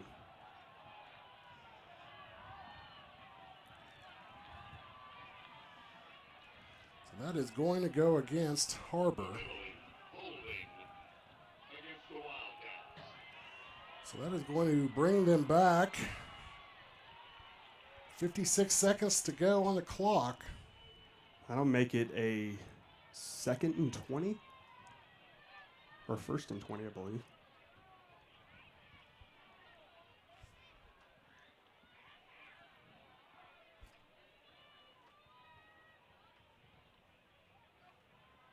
It is 2nd down.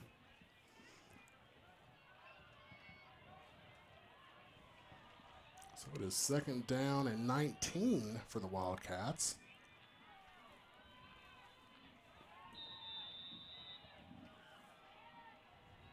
Again, not a problem for this offense. They have a 21-point lead currently.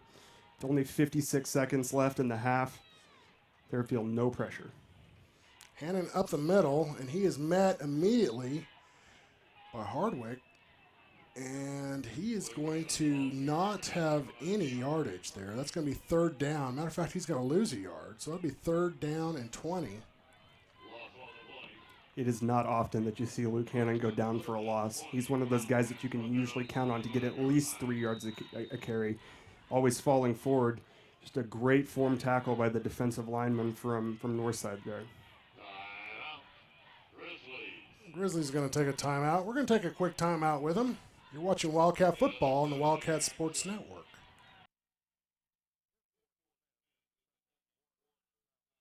Chevrolet has the longest lasting, most dependable full-size trucks on the road. And at Everett Chevrolet, we think the slogan, "Find New Roads," couldn't be more at home than in beautiful Northwest Arkansas. The 2015 Silverado has the most fuel-efficient gas V8 ever, perfect for those long drives in the country. And for those new roads that are hard to find, Silverado's rugged power will pull you through.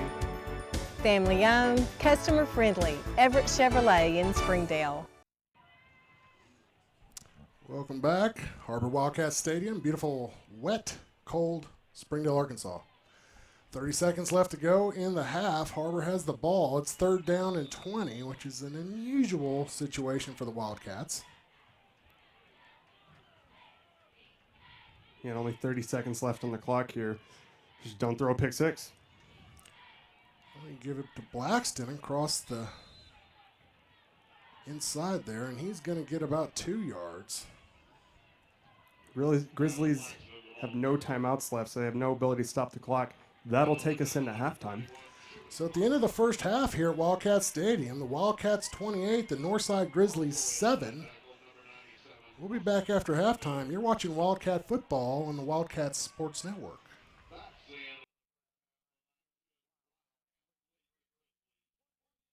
The Youth Bridge Bully Buster program is this program that we are pushing through the schools to increase awareness of bullying in the schools, not just for those who are bullied, but for the bullies. The Youth Bridge Bully Buster program is symbolized in these orange wristbands, and kids can wear them proudly and say that they're going to stand up to bullies, and they're going to seek assistance, they're going to seek help, they're going to talk to parents and their teachers to let them know that either they're being victimized by bullies or their friends are being victimized by bullies. These kids are wanting to go to school to get an education. They want to hang out with their friends, and they want to feel safe when they go to school. And when they're having challenges with their peers, we need to make sure that not only are the kids who are victims of bullying taken care of, but also to try to see what things that the bullies are needing as far as like social skills training or mentoring or any kind of help or understanding as to what's going on with them. And so with the Youth Bridge Bully Buster campaign, we hope to bring awareness and action to bullying in our school systems.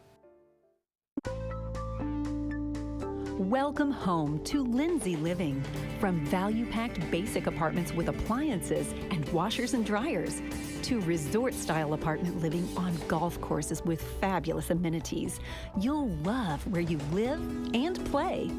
Visit lindsaymanagement.com to apply online and see photos, rates, and floor plans for all locations we manage throughout Arkansas and in surrounding states.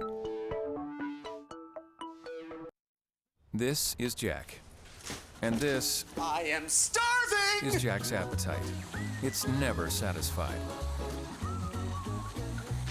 I'm hungry, hungry, hungry, hungry. Seriously, dude? What? Then Jack's mom started serving Tyson Anytizer snacks with all white meat and lots of protein. They're the only snacks that make Jack's appetite disappear. Tyson Anytizer snacks. Consider snacking solved. We came to Arvest Bank to see what makes it different. It's a community bank that really reaches out to the customers to make them feel special. I feel special every time I come in here. They want to be involved in the community and want to be part of the community. They support our university, our athletic department. They've told us that they could have a fleet of volunteers there to help this year if we needed. I see them at a lot of our Hispanic community events that we do. I can't think of another bank in the city that has such a big community presence as Arvest. Arvest Bank, our customers say it best. Hi, I'm Susie Everett with Everett Chevrolet. You've heard me say we have a better way to buy your new Chevy. If you've not been here to find out what that means, I want to invite you to come see us. You'll love the way we do business. And you can shop our great selection of the North American Truck of the Year, the Chevy Silverado, with the best V8 fuel economy of any full-size truck. Family owned, customer friendly, Everett Chevrolet in Springdale, I-49 at Elm Springs Road. The Youth Bridge Bully Buster program is this program that we are pushing through the schools to make increase awareness of bullying in the schools, not just for those who are bullied, but for the bullies. The Youth Bridge Bully Buster program is symbolized in these orange wristbands, and kids can wear them proudly and say that they're going to stand up to bullies, and they're going to seek assistance, they're going to seek help, they're going to talk to parents and their teachers to let them know that either they're being victimized by bullies or their friends are being victimized by bullies. These kids are wanting to go to school to get an education. They want to hang out with their friends, and they want to feel safe when they go to school. And when they're having challenges with their peers, we need to make sure that not only are the kids who are victims of bullying taken care of, but also to try to see what things that the bullies are needing as far as like social skills training or mentoring or any kind of help or understanding as to what's going on with them. Because sometimes it's not that they have an innate meanness to them. And one of the things that we have to do is go in, and sometimes it's a family intervention, and we can meet with the moms and the dads or the guardians or anybody else who's interacting with the kid who is having these challenging behaviors, and just put some things in place and to redirect them in order so they can be successful in the community and in the schools. YouthBridge has clinicians on staff that are experts in working with families that have these types of challenges, from mental health issues to mental illness issues. We have licensed professional counselors, we have mental health paraprofessionals, case managers, drug counselors that can get involved in a child's life to try to improve their situation. And if the family is needing more eyes and ears to be advocates for them, then YouthBridge has a team that can do that. And so with the YouthBridge Bully Buster campaign, we hope to bring awareness and action to bullying in our school systems.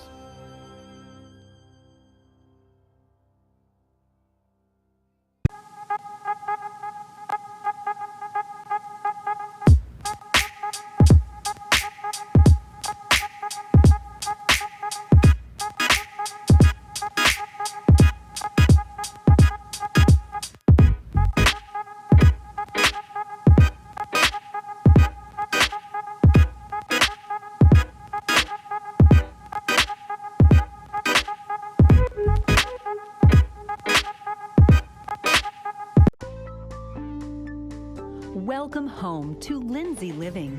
From value-packed basic apartments with appliances and washers and dryers to resort-style apartment living on golf courses with fabulous amenities, you'll love where you live and play. Visit lindsaymanagement.com to apply online and see photos, rates, and floor plans for all locations we manage throughout Arkansas and in surrounding states.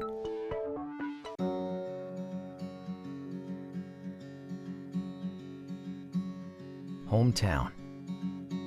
That word still means something here. It means we're neighbors. We do the right thing. We care about your family. And you deserve the very best every time you walk in the front door. Harps. Hometown fresh. We came to Arvest Bank to see what makes it different. It's a community bank that really reaches out to the customers to make them feel special. I feel special every time I come in here. They want to be involved in the community and want to be part of the community. They support our university, our athletic department. They've told us that they could have a fleet of volunteers there to help this year if we needed. I see them at a lot of our Hispanic community events that we do. I can't think of another bank in the city that has such a big community presence as Arvest. Arvest Bank, our customers say it best. Chevrolet has the longest lasting, most dependable full-size trucks on the road. And at Everett Chevrolet, we think the slogan, "Find New Roads," couldn't be more at home than in beautiful Northwest Arkansas. The 2015 Silverado has the most fuel-efficient gas V8 ever, perfect for those long drives in the country. And for those new roads that are hard to find, Silverado's rugged power will pull you through. Family owned, customer friendly, Everett Chevrolet in Springdale. Do you need new tires? Do you want a price match guarantee? Do you want to wait in a newly renovated waiting room? Do you want tire services at any time with no appointment? Then Tire Tracks is the place for you. With our price match guarantee and the largest inventory of new and used tires in the area, we have tires for every budget. Tire Tracks, Northwest Arkansas's largest independent tire dealer. Hi, I'm Susie Everett with Everett Chevrolet.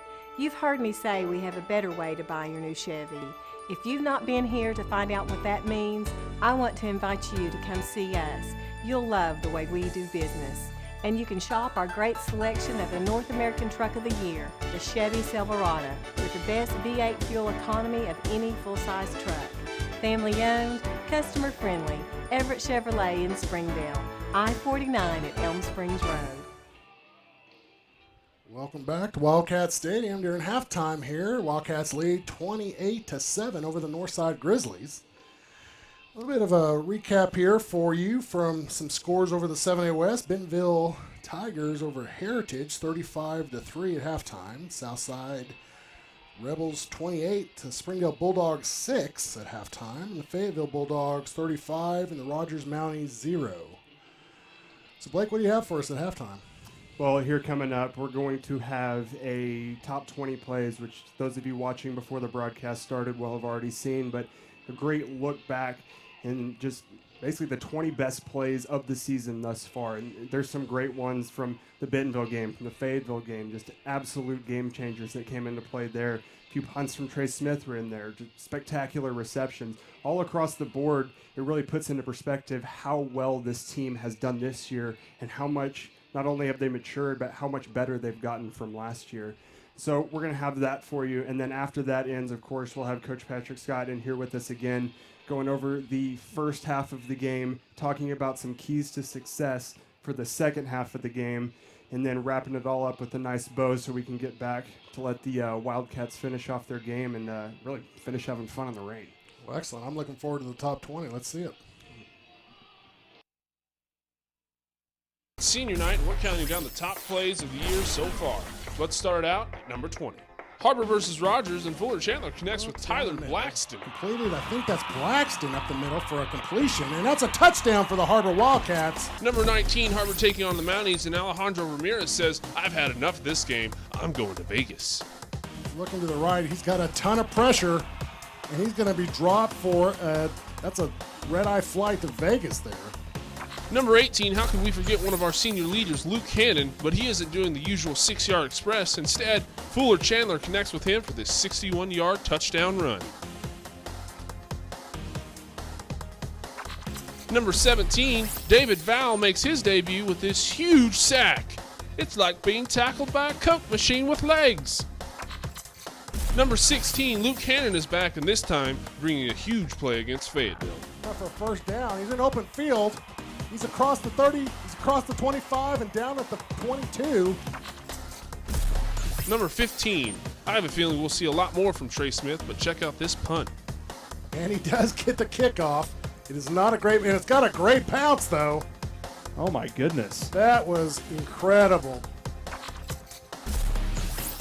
Number 14, the deep pass to D. Wong from Fuller Chandler, and number 17 from Conway says, dang, dog, you fast. And it's a touchdown for Har-Ber Wildcats.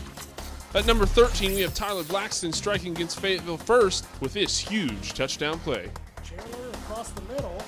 Blackston for a touchdown, Har-Ber Wildcats. Let's take a look at the defense, which has been key for the Wildcats, as Sam Hall rolls away with this sack against the number 1 quarterback in the state. Sam Hall drops him for a 10-yard loss there. Number 11.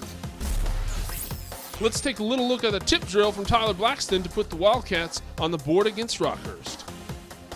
Breaking into the top 10 now, and the 6-yard express is back, but this time dealing out punishment. If only he had a horse. Gonna have enough for a first down.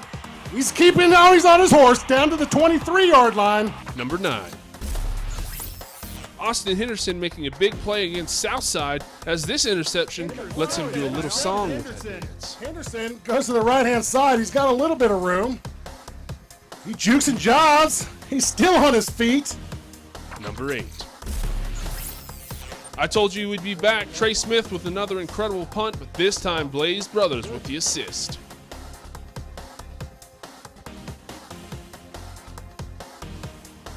Number 7. Fuller Chandler is back yet again, but this time connecting with Trey Smith, the #1 receiver for the Wildcats. He's caught it. It's gonna be down to the 1. Trey Smith is pushing. At number 6, who could forget this play against Bentonville as the kickoff gets a little, let's say, out of hand. But don't worry, Brady Patrick is there to help out. The ball's on the ground. Har-Ber picks it up. Oh my goodness. Cracking into the top 5 now with D. Wong as he takes this deep pass, no-look catch. Dara, he's got it completed. Across the 5, down at the 4. Adrian, we did down it! At the 5-yard line. Number 4, Fuller Chandler, feeling the heat in the kitchen, decides to scramble some eggs. He would walk 5,000 miles, but instead runs the length of the field and decides to pass the bacon to D. Wong. He throws it to Dara, who's got enough for a first down. Beautiful, unbelievable scramble. Top 3 plays, and it's getting to be a close call, but who could forget that last-second pass to Trey Smith to put them over Fayetteville? Wide open, Trey Smith, touchdown, Har-Ber Wildcats! What a great play call by Coach Wood and Har-Ber. 6 seconds left to go in the ball game, and the Har-Ber Wildcats go up on the Fayetteville Bulldogs. We are now to the top 2 plays of the year, and this one goes to Fuller Chandler, connecting with Luke Hannon as he manhandles this pass away from Fayetteville. It's going to be caught for a touchdown. He literally pulls it out of the Fayetteville's hands. Luke Hannon just pulled that ball out of the defender's hands. That's an unbelievable play. As the clock goes out. And finally, number 1, our favorite play of the year is the blocked field goal attempt against Bentonville. And Peyton Kofer grabs his saddle and looks for his horse. He's returning it. He's gone. He's off to the races. Har-Ber's grabbing. He's going to take it. He's going downfield, baby. He's all the way downfield. Here he goes on his horse, grabbing gears. Peyton Kofer, gone. To all the way down, 99 yards, no laundry on the field. Touchdown, Wildcats. The Youth Bridge Bully Buster program is this program that we are pushing through the schools to make increase awareness of bullying in the schools, not just for those who are bullied, but for the bullies. The Youth Bridge Bully Buster program is symbolized in these orange wristbands, and kids can wear them proudly and say that they're going to stand up to bullies and they're going to seek assistance, they're going to seek help, they're going to talk to parents and their teachers to let them know that either they're being victimized by bullies or their friends are being victimized by bullies. These kids are wanting to go to school to get an education. They want to hang out with their friends and they want to feel safe when they go to school. And when they're having challenges with their peers, we need to make sure that not only are the kids who are victims of bullying taken care of, but also to try to see what things that the bullies are needing as far as like social skills training or mentoring or any kind of help or understanding as to what's going on with them. Because sometimes it's not that they have an innate meanness to them. And one of the things that we have to do is go in, and sometimes it's a family intervention, and we can meet with the moms and the dads or the guardians or anybody else who's interacting with the kid who is having these challenging behaviors, and just put some things in place and to redirect them in order so they can be successful in the community and in the schools. Youth Bridge has clinicians on staff that are experts in working with families that have these types of challenges, from mental health issues to mental illness issues. We have licensed professional counselors, we have mental health paraprofessionals, case managers, drug counselors that can get involved in a child's life to try to improve their situation. And if the family is needing more eyes and ears to be advocates for them, then Youth Bridge has a team that can do that. And so with the Youth Bridge Bully Buster campaign, we hope to bring awareness and action to bullying in our school systems.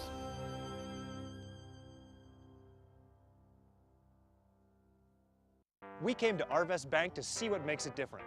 It's a community bank that really reaches out to the customers to make them feel special. I feel special every time I come in here. They want to be involved in the community and want to be part of the community. They support our university, our athletic department. They've told us that they could have a fleet of volunteers there to help this year if we needed. I see them at a lot of our Hispanic community events that we do. I can't think of another bank in the city that has such a big community presence as Arvest. Arvest Bank, our customers say it best.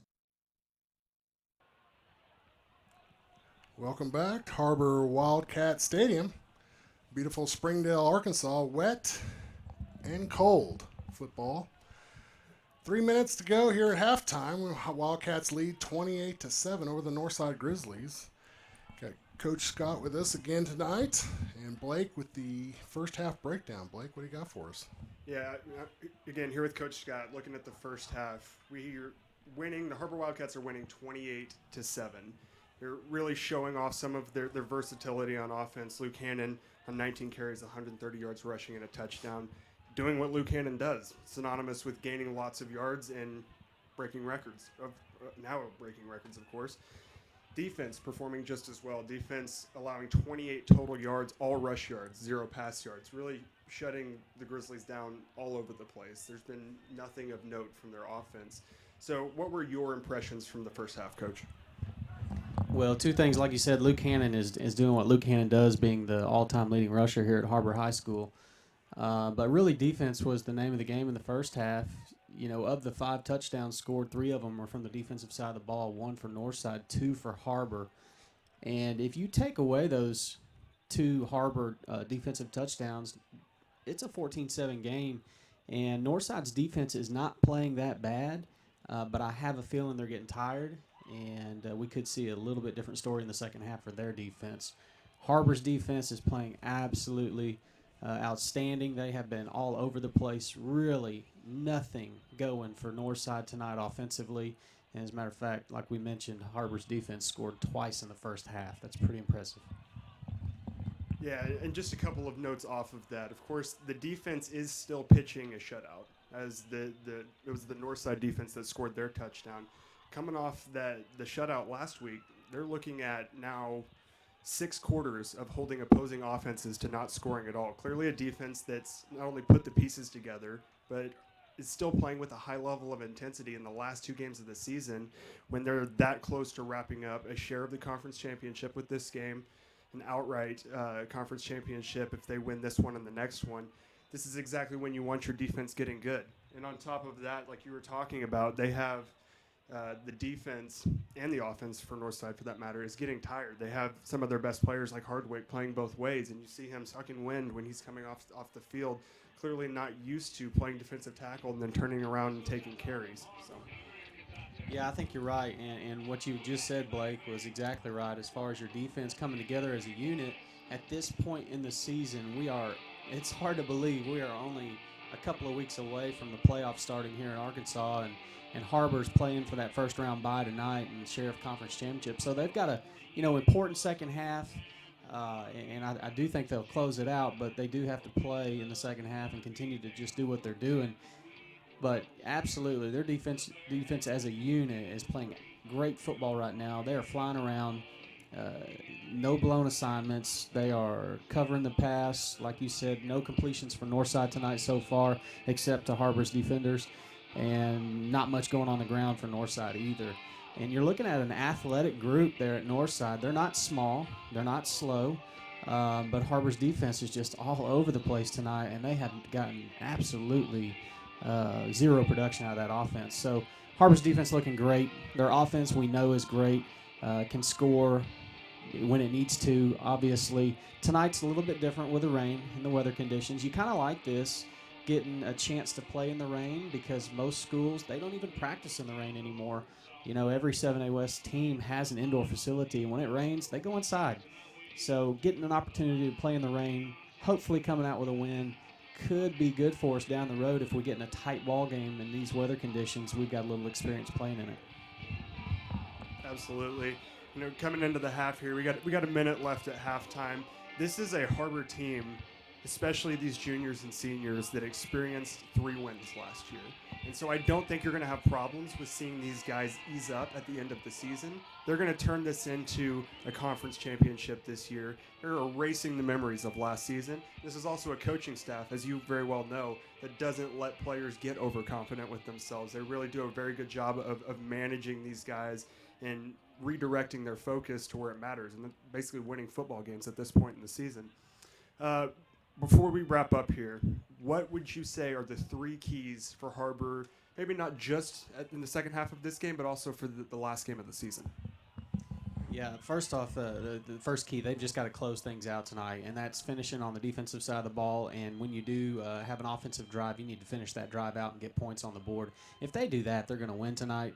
The second key, I think, is to not fall into any sort of trap that Northside may present you. They're frustrated. They're going to get more frustrated. We already saw one player ejected in the first half. You don't want to see emotions play, a factor in the second half. Har-Ber needs to keep their cool, make sure they don't react to anything, so that way they're staying on the field for next week to possibly have a chance for that outright conference championship. Third key, just continue what you're doing on defense. The defense, if it plays like it does, like it did in the first half, this game's going to be short. Yeah, and moving into this, talking about the possibility of an outright share of a conference championship, something I don't believe Har-Ber has ever had. They've had a few shares, when you talk about teams like Bentonville and Fayetteville, but to actually get that first outright conference championship would be huge for this group of guys. We're about to kick off here. Thank you very much, Coach, for coming down and talking to us. Thank you. We're about to kick off here at Wildcat Stadium. Grizzlies kick off. The kick is going to be fielded at the 5 and goes across the 20, across the 25, and it's going to be tackled about the 26. So the Wildcats will have the ball to start the second half, 1st and 10 from the 26-yard line. Expect the Wildcats to come out and do what they've been doing the entire second quarter, I should say. Like I said, it was a little slow start in the first quarter, but they found their rhythm, and they've done a very good job this year about carrying that momentum, that same style of execution across long breaks like halftime. So the Wildcats will have the ball to start the second half. Chandler back at shotgun. Hands it off to Hannon. No, he does not. He keeps it, and looks like he falls down on the ball.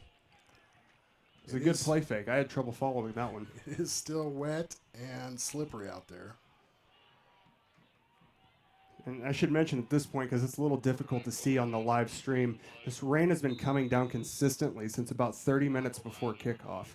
It's just one of those soaking rains where it just gets miserable at a certain point, and I'm sure these players are well aware of that. Handing up the middle. He's going to break her out for about 3 or 4. Looks like they're going to give him about 5 yards on the carry.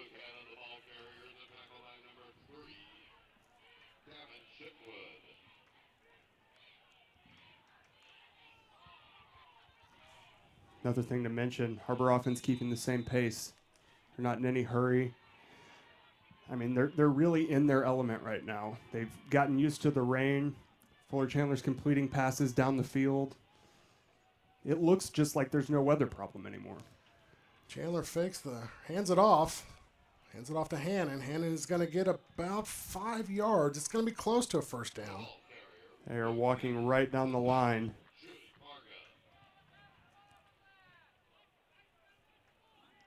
They're going to mark it 4th down. Here, bring the ref over. First down, Har-Ber Wildcats. So they will have the ball 1st and 10. The ball is on the 38-yard line. The head official decided that they did not need a measurement, went ahead and motioned for the chains to move. It's going to give Har-Ber a first down on their first possession of the half.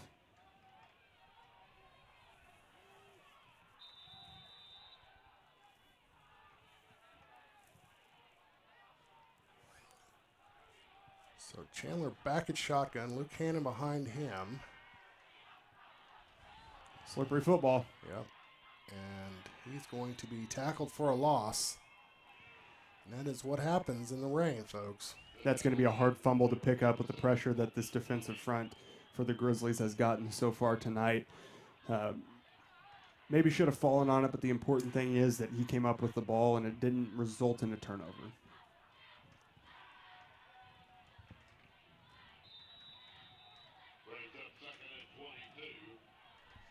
Nine minutes, 42 seconds to go here in the third quarter. It is 2nd down and 22 for the Wildcats. Chandler under center now. Hands it off to Hannon up the middle. Hannon breaking open. He's on the field.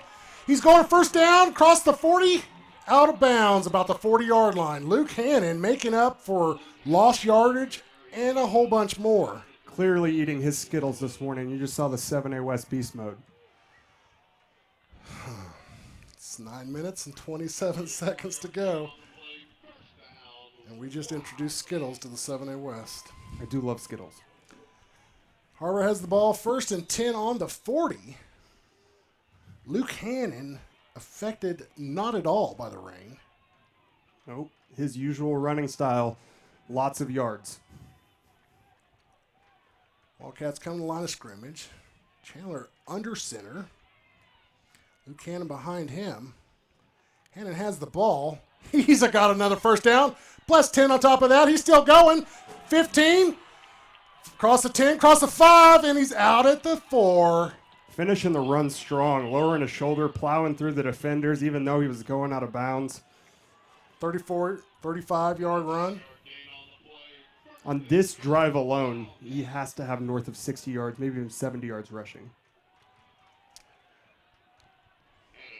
I mean, I'm out of adjectives. What do you say?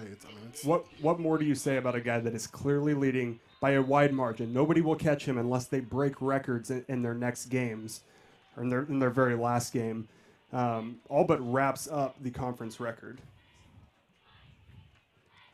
Up to 212 total rushing yards for Luke Hannon on the game. Har-Ber's running back, Luke Hannon, against Northside's touted defense, run-stop defense. Hannon straight up the gut. He's going to be stopped at the line of scrimmage. And even on that last play, breaking tackles. There you go. There you go. You can taste the rainbow. I'm going to go take it for a touchdown. It was like Oprah. You got a missed tackle. You get a missed tackle. You get a missed tackle. This is the Oprah Winfrey show up in here.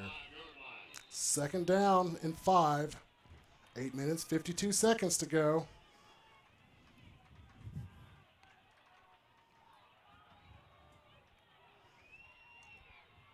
Chandler under center. Hannon in the setback. Hannon has the ball up the left-hand side down to the 1. It's going to create a 3rd down on the goal line. About 3rd and 1. That is a money down for your touted running back. You know, you almost get the feeling that the Northside Grizzlies defense in the huddle are just asking, please don't score again. You know, the seniors are going to the rest of the players like, do you want to tackle him? That's the play they're running. Please don't score again. I formation. Chandler keeps it across. Touchdown, Har-Ber Wildcats. A little extra push. Stalled for a second, found a gap, wiggled through it. Turns into 6 points, and this game is now officially ugly for the Grizzlies.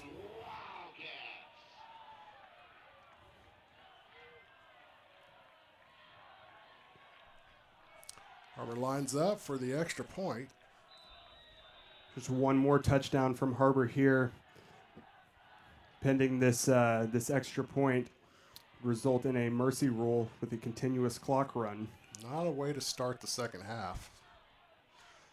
Kick is up, and the kick is good. So that is going to give the Wildcats 35. The Grizzlies still at 7. Fortunately for their defense, they've got 7 on the board.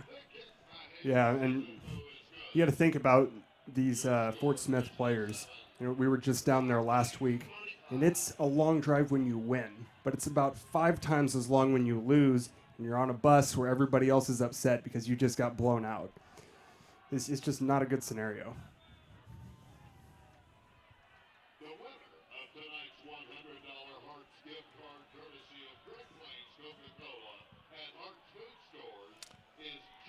The Wildcats will line up for kick. Man, I didn't think it was possible. I think the rain is coming down harder.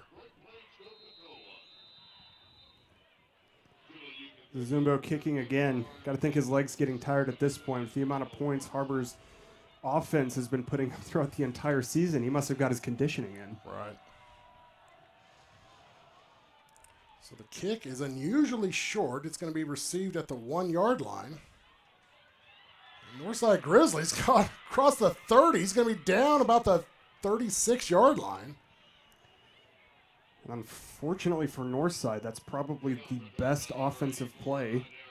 I think that they were just this game. Har-Ber's their kick team was just they didn't know what to do. That's one of the rare times that they're actually tackling people. This might be the first game I've ever seen where a punter can carry his stat sheet around and show it off to everyone else. Only 28 total yards in the first half for Northside. Frazier back at shotgun. And it looks like we have offsides on the Har-Ber Wildcats. Really one of the first mental mistake penalties I've seen out of Har-Ber. Like I said earlier, they've played a very clean game. They are well coached, well coached, well conditioned. And typically those mistakes are conditioning, you're tired and you're just not thinking right, but that's why they're rare with the Wildcats. This is off-season paying off right here. This is what you prepare for. So Frazier's going to keep the ball. He's going to get across the first down marker. Signs of life from Northside's offense, sparked basically by a very good kickoff return. He said, "Oh, hey, we're getting yards. Let's turn it into something." Their offense believes they can get yards now, and it's starting to materialize for them. They do have a very large gap down 7 to the Wildcats 35 to overcome before this even gets close to a ball game. But it's good to see these guys starting to execute, especially for them moving into next week. Frazier back at shotgun, 1st and 10 for the Grizzlies. Going to hand it off. Nope, he's going to keep it. And he's going to be met at the defense's line. Linebackers are going to tackle about 5-yard gain. Mark it at the Har-Ber 49. That is going to be 2nd down and 6 for the Grizzlies. 7 minutes, 14 seconds to go here.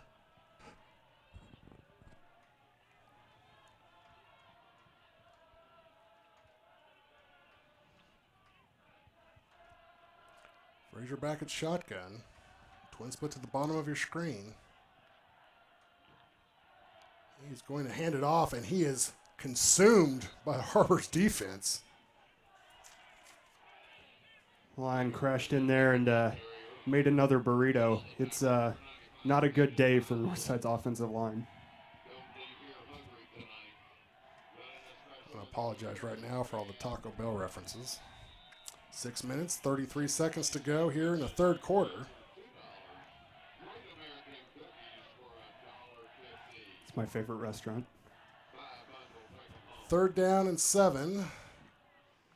Frazier back at shotgun. He's going to pass the ball. Nope, he's going to keep it.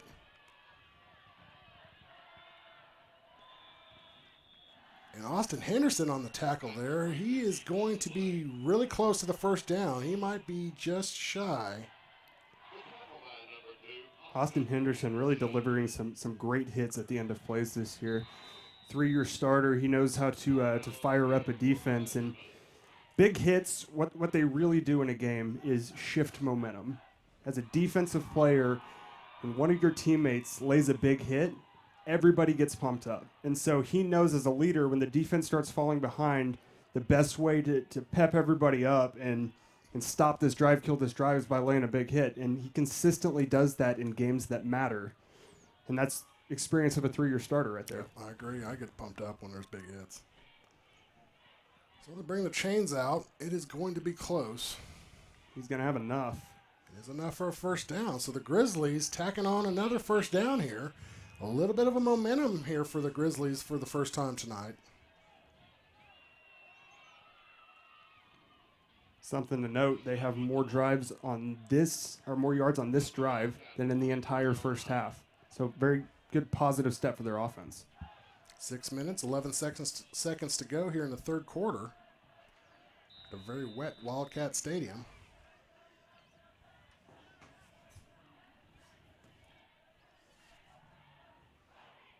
Frazier back at shotgun. Shaden Henderson over the top of those trips receivers. Trips to the top. And he's going to keep it again. He's across the 20, across the 15, and out at the 10. Out at the 12. This is a quarterback that when Northside played Rogers, I believe he actually had more rushing yards, 140 rushing yards, 120 passing yards.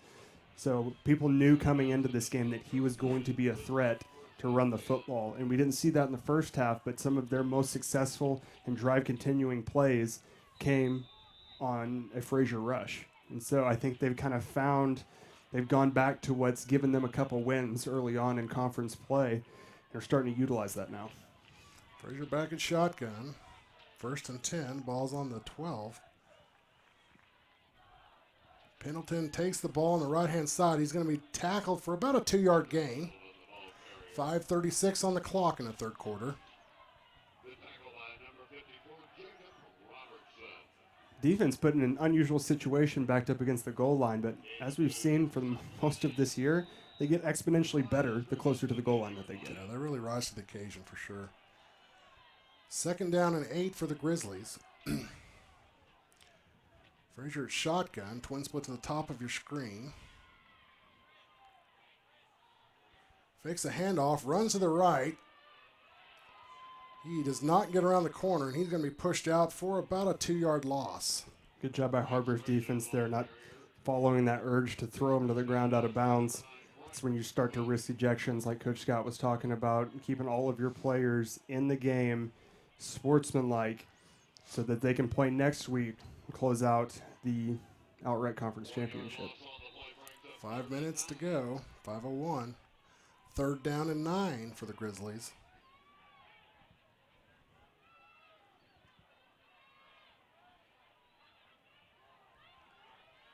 Frazier back at shotgun, trips to the top of your screen.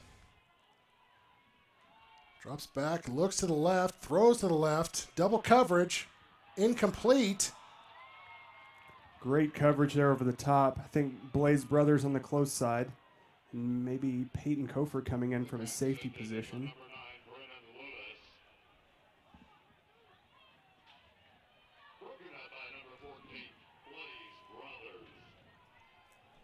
That's going to bring up 4th down and 9. The ball is on the 11-yard line. It looks like we got the field goal unit on for the Grizzlies.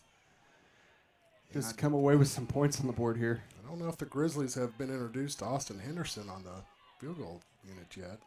Yeah, we saw that in the #1 play on our top 20 at halftime. Special teams playing a huge role in Har-Ber's success this year. Fake. Ineffective because Austin Henderson was there. That's a loss of about 7 yards. So the Wildcats will get the ball, 1st and 10 from about the 19-yard line. I'm not really, I never understood that. You're having trouble getting yardage against the Wildcat defense. It's 4th down and 9. Then you decide to run a fake. And I know this is used as a joke for blowout games, but the bus literally just turned its lights on.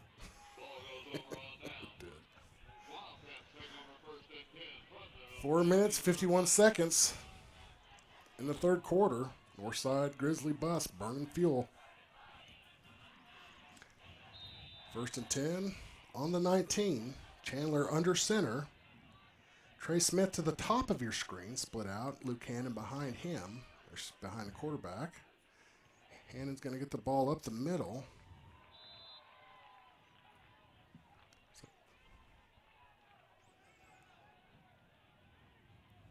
Just content to really burn clock here.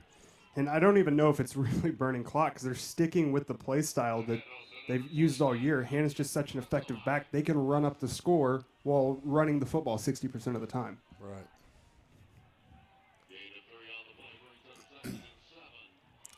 Second down and 7. 4 minutes, 19 seconds to go on the clock.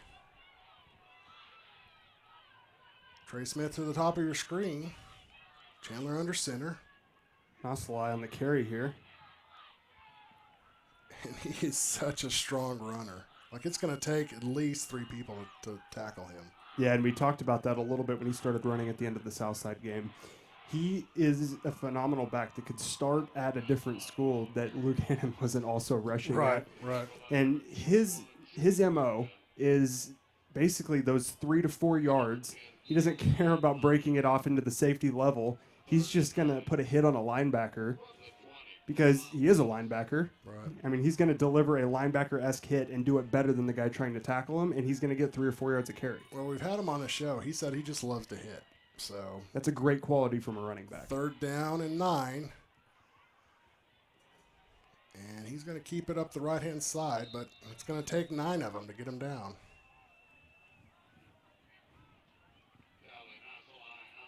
Rolling in a fresh batch of defensive players here.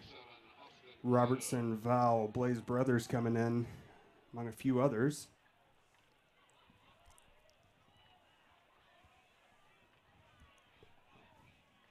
I believe that's the punt package. You are correct. 2 minutes, 50 seconds on the clock. Trey Smith back at the 5, handling the punting duties. And just once, not here, but just once, I'd like to see a fake punt. Yeah, they're going to keep those for a time when it really matters in a close game. They're usually very creative with the fake punts that they do draw up. Northside's going to pick it up, and he's going to get tackled at about the 38-yard line. Yeah, I don't think he got to the 41. Didn't get much out of that return, but as I was saying before we cut to the return, the fake punts that Har-Ber draws up are usually very well crafted. They're very well thought out. They're essentially trick plays taken to its logical extent. So they don't want to give that away in games where it doesn't matter. Expect to see maybe some of those brought out in a close playoff game, especially now that they're on 7, maybe 8 after this game win streak going in. There's really no reason for them to break out any kind of trickeration. And I am Googling trickeration just like everybody else watching the show. Frazier hands it off to the right-hand side. Got a little room, and he's going to trip across the 50. I think they're going to call him down about the 49.5. That's going to be about a 9-yard run. Pendleton doing the best he can to get things going here for the Grizzlies. Just a little spark of momentum. It's always nice to see your running back get 7 to 10 yards on a carry. Makes the offensive line feel good. They start blocking a little bit better for you. It might open up some passing lanes for the quarterback. And that's part of the reason why Har-Ber's offense has been so effective this year. When you have a good rushing attack, it's a lot easier to throw the football. That is going to bring us to a minute 50 in the third quarter. We got trips to the bottom of your screen. Frazier back at shotgun, one to the top. Drops back, looks left, and he's going to be dropped for a sack. Sam Hall. Hall coming in and introducing himself to the Grizzlies.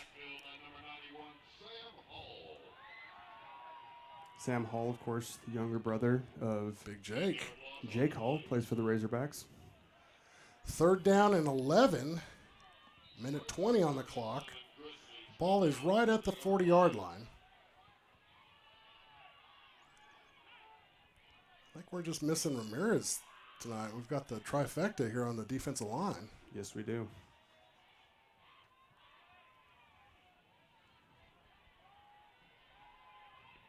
Frazier rolls to the right, and the ball is stripped. He's just going to cover it up. And it is on the ground. We're going to see who comes up with it. They're going to give it to Har-Ber. Har-Ber gets the ball. So that'll be 1st and 10 for the Wildcats. Count on these scrappy secondary players to fight on the bottom of a pile and come out with a fumble where you also have 300-pound linemen laying on top of you. Well, as you know, it's basically who wants it worse. I mean, that's what it boils down to. Everybody's in there, including the refs. 48 seconds to go here in the third quarter. Wildcats 35, Northside Grizzlies 7. 1st and 10, the ball is on the 40-yard line, and we are moments away from another Wildcat touchdown. Chandler under center, I formation, fakes the handoff. Looks deep. Ball to Blackston. Oh, incomplete. Thrown just short of him, not like Fuller Chandler to underthrow a deep route. Just a little short of Blackston's reach. Did the best he could to come back for that one, but it was not enough.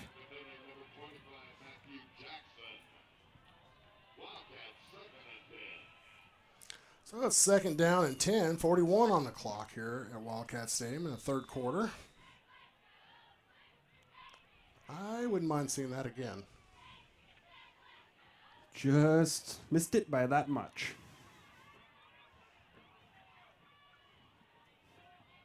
Chandler under center. Hands off to Hannon. Hannon's going to bounce to the right-hand side. He's going to get about 2 yards, maybe a yard, I guess.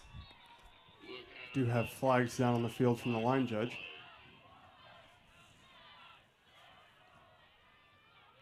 Face mask on the Grizzlies. That'll be a 15-yard penalty and an automatic 1st down. Free yards are the best yards. Unless you're trying to add rushing yards to your stats. That's true. Luke Hannon would disagree with that statement, but rather take those 15 yards for himself and 15 more yards in the record books. True. Looks like we're going to have a timeout here for the Wildcats. We're going to take the timeout with them. You're watching Wildcat football on the Wildcat Sports Network. Do you need new tires? Do you want a price match guarantee? Do you want to wait in a newly renovated waiting room? Do you want tire services at any time with no appointment? Then Tire Tracks is the place for you. With our price match guarantee and the largest inventory of new and used tires in the area, we have tires for every budget. Tire Tracks, Northwest Arkansas's largest independent tire dealer. Welcome back to Wildcat Stadium, where we are 35-7 over the Northside Grizzlies. 36 seconds to go here in the third quarter. It's second down and 10. The face mask of the 5-yard variety, which I wasn't aware that they had in high school football, means it's not an automatic first down, and it's still short of the first down marker, which is the same thing. Yes, from the Department of Redundancy Department. Chandler under center, hands it off to Hannon. Hannon is stopped in the backfield. Just a ton of penetration from the Grizzlies. Grizzlies' ability to put pressure on Fuller Chandler and clog up rushing lanes is not consistent. It comes and goes, and there hasn't really been a trend from the beginning to the end of the game. You flip a coin and decide whether they're going to get pressure on that play or not. Yeah, they're very hot and cold. 8 seconds, 7 seconds. I don't believe we're going to get this play off, so that's going to carry us into the fourth quarter here at Wildcat Stadium, where the Wildcats lead 35-7 over the Northside Grizzlies. The Wildcats really looking like a playoff team in this football game. They're looking like a team that wants to finish out the season, wants that outright conference championship for the first time in Har-Ber history.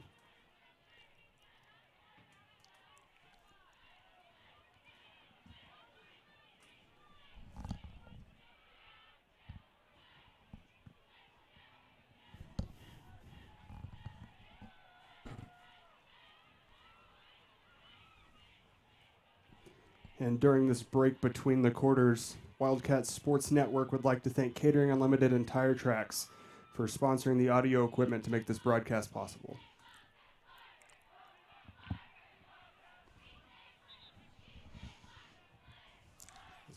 Third down, and it looks like about 6. Northside Grizzlies just sauntering onto the field.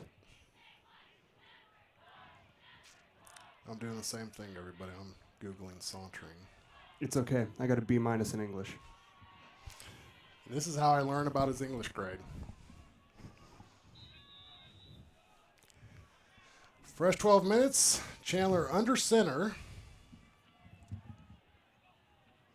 Fakes the handoff. A lot of pressure. Going to throw out of bounds, and that is going to be, brings up fourth down for the Wildcats. Heads up play by Fuller Chandler breaking the pocket, avoiding the intentional grounding penalty.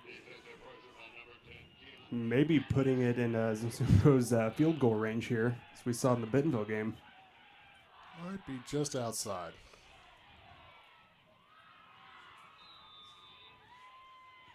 Be a 53-yarder from this range. Fuller Chandler in the spread.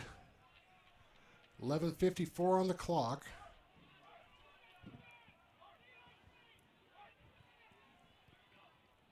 Back at shotgun, drops. They're getting a lot of pressure, and he's just going to throw it down at the ground. Consistent pressure on those last two plays where it mattered. Har-Ber's going to turn the football over on downs for the first time tonight. And you're going to have some people that look at that play and say, that's bad sportsmanship. You're up 35-7. You don't have to go for it. But what they don't understand is you're not going to trust a kicker to kick that field goal, and you're not going to punt when you're that close to the end zone. And so even if you don't get the first down there, going for it on fourth down is basically preserving field position and not wasting a play with potentially a wide missed field goal or a short field goal. So the Grizzlies will have the ball first and 10. The ball is on the 36-yard line. There's 11:49 left to go in the ball game. Frazier back at shotgun. Drops back, but he's got a lot of pressure, and he is going to throw it for an interception. Brighton Cook on the interception. Cook weaving in and out. He's doing a little bit of dance moves there. His best Dancing with the Stars impersonation. And that gets a 9.5 out of 10. And we got a little extracurricular activities. The ball, helmet comes off. He is lucky a referee did not see it. Well, one sees it now. Yeah, 64 for the Grizzlies. Getting ready to get an earful from the coach. Play should have been a personal foul penalty for removing his helmet on the field. The referee's letting that one slide. Tensions are going to be running a little bit hot if you're Northside here. Oh, and you're losing 35-7. In the rain, it's cold. Squeaked out a win last week and you had hope, and now it's like, oh, we're back to shattered. We're back to the 4 losses that we've experienced earlier in the season. Same story, different team.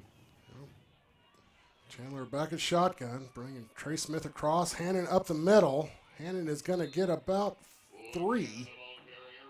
Hannon Express full steam once again.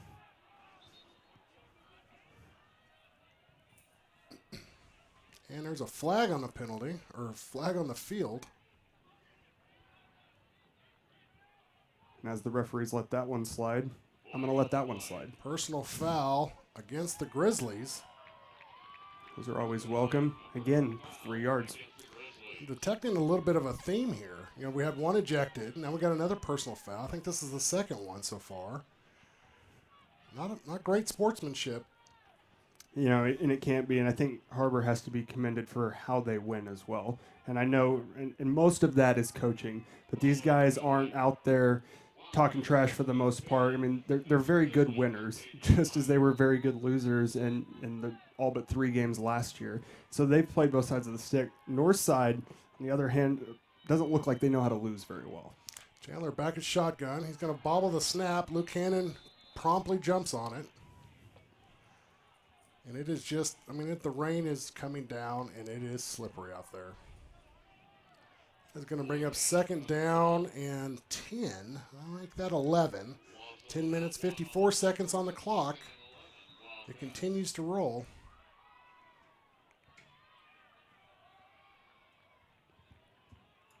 And with a touchdown here, it won't stop for the rest of the game. Hannon back at, Chandler back at shotgun. Throws deep in the end zone. Trey Smith in for a touchdown. Trey Smith let one slip through his hands earlier, but that one he was going to pull in if he had to cradle it. Little basket catch. When it's raining, you have to do what works.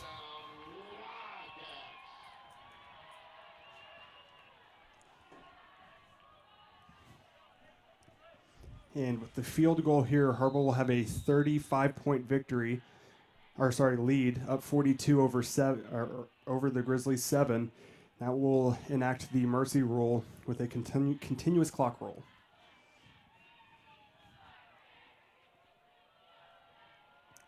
And that is a bad snap. And that is not going to be completed. So he's going to be denied the extra point. We have another flag on the play. So only a 34-point lead for Har-Ber right now. And I was going to say something about that earlier in the game. The deep snapper for Har-Ber has done a phenomenal job snapping a wet football back to the punter. Not a lot of bad snaps we've seen. It was really the first bad snap that we've seen all night. For the signal, personal foul against the Wildcats. I believe that's their first one of those tonight. It is.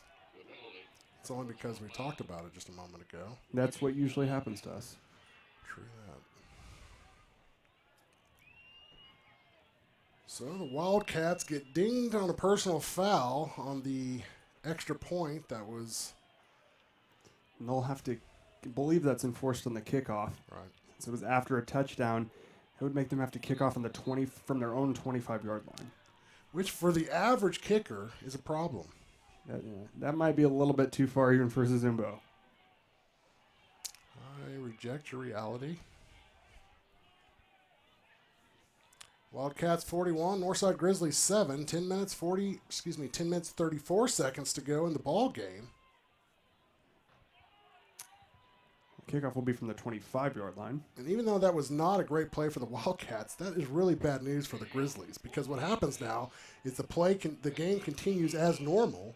The pain gets dragged on longer. The mercy rule's designed to prevent teams from running up the score too much, and what Har-Ber's just done is given themselves more time to score more points. I wouldn't be surprised if we are grinning a little bit in that on the sideline there. It's a little bit of a squib kick on a slippery field here at Wildcat Stadium, and it's going to be hard to pick up. Squib kick does its job, is difficult to handle, and will prevent an effective return forming for Northside.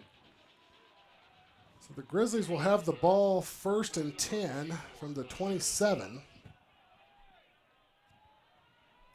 They've got 10 minutes and 26 seconds to get 35 points. Now we're in the fourth quarter here. If you'll remember, the Grizzlies' 7 points were on a defensive touchdown. Har-Ber's defense has now pitched a shutout for 7 quarters. Against 2 Fort Smith schools. Fort Smith schools are allergic to scoring. Against Springdale schools.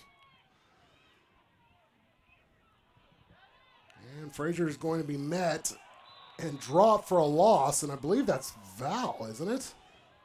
I believe it was. It's hard to tell with these jerseys. They were soaking wet. It was David. Nosalek peeled off there and was protecting the running back. Perfect play on the read option. You cover both guys. It doesn't matter who has it. That's right. And I'm sure I didn't check, but defensive end most likely crashing to the mesh point, making him rush that decision. That's going to bring up 2nd down and 13 with 9 minutes and 57 seconds to go here in the ball game. Frazier back at shotgun. He's going to keep it. Going to option off to the left. He's going to fumble it, and he's going to lay on it for about a 3-yard loss. The ghost of Har-Ber Wildcat Field stripped the ball. That's actually the hash mark. Reached up and swatted it. So that is going to bring up 3rd down in about 15.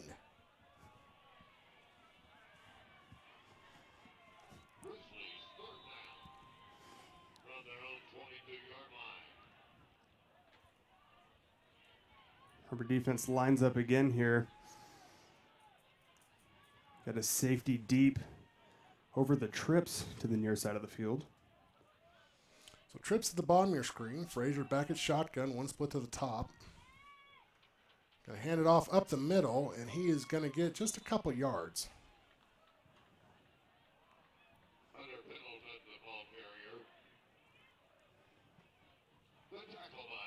8 minutes in, 47 seconds left in the fourth quarter. Grizzlies are going to send out their punting team here. And conversely, the Wildcats are going to send out their punt return team. So we got 8 minutes and 35 seconds to go. Are we expecting a touchdown on this possession? I would assume so. I mean, Har-Ber's not going to let off the gas. They're not going to attempt to run up the score, but like we talked about, their rushing game is so good, they're probably going to score anyway. They're going to take a lot of time off the clock doing it. That was a great kick. Over-the-shoulder catch by Trey Smith, and he's going to be tackled at the 30. You know, I know 3 players or Division I prospects on their defense, but I think somebody should take a look at this punter. Absolutely. That was a tight spiral in the rain. Yeah, and it's not just getting good getting good distance on these. He's getting good hang time as well, allowing coverage to set up down the field. And I mean, an asset like that is critical in a field position type game, and he has put them in some good spots. They just couldn't make anything happen with it. Probably getting a lot more practice than the average punter. 8 minutes, 14 seconds to go in the fourth quarter. Chandler back at shotgun, hands it off up the middle. Nosalai is going to get about 9 yards on the carry. Showing he can average upwards of 6 yards a carry as well. We talked about earlier, a very effective back, and a great back for when you just have to have 2 or 3 yards. Very strong runner. 7:49 on the clock. 2nd down and 1 for the Wildcats.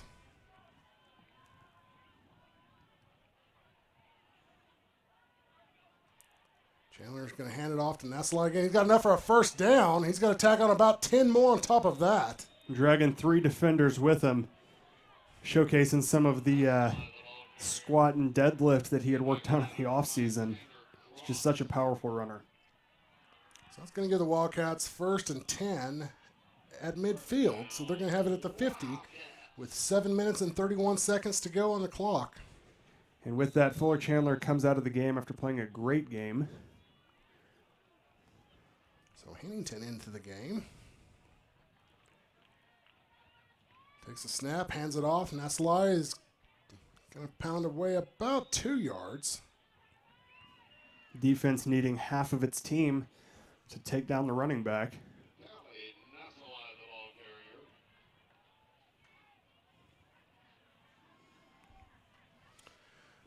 Looks like the Fayetteville-Rogers game is final at 63-10. I don't think that's a surprise to anybody. Meanwhile, rain's still coming down here in Springdale. It has been consistently for the entire game. 6 minutes, 43 seconds to go. It's 2nd down and 8 for the Wildcats. Hennington, shotgun, hands it off to Nasalai. He's got some room around the right-hand side. He's on his horse, grabbing gears across the 25, 20, 15, 10, 5. Touchdown, Har-Ber Wildcats. Nasalai stealing some of Luke Hannon's Skittles there.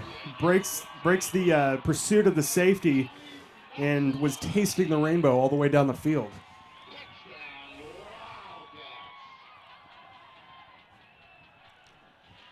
So with 6 minutes and 25 seconds left to go on the clock, the Har-Ber Wildcats strike. I don't know that Nasalai is known for his speed, but that was great foot race to the end zone, and he is exhausted down here on the sideline. I would be too. I can't remember the last time I've run that far, but I'd be on a stretcher if I did. Yep, same. So they line up for the extra point. The snap is good. The kick is good. And that is going to give the Wildcats 48 to the Northside Grizzly 7. And that is going to enact the mercy rule here at Wildcat Stadium. For sure. Wildcats 48, Northside 7. Just expanding that margin of victory, maintaining their momentum, still playing good football despite a massive lead. And at this point, definitely feel comfortable saying at least a share of the conference title and a first-round bye in the playoffs. And, of course, next week, playing for that coveted outright conference title.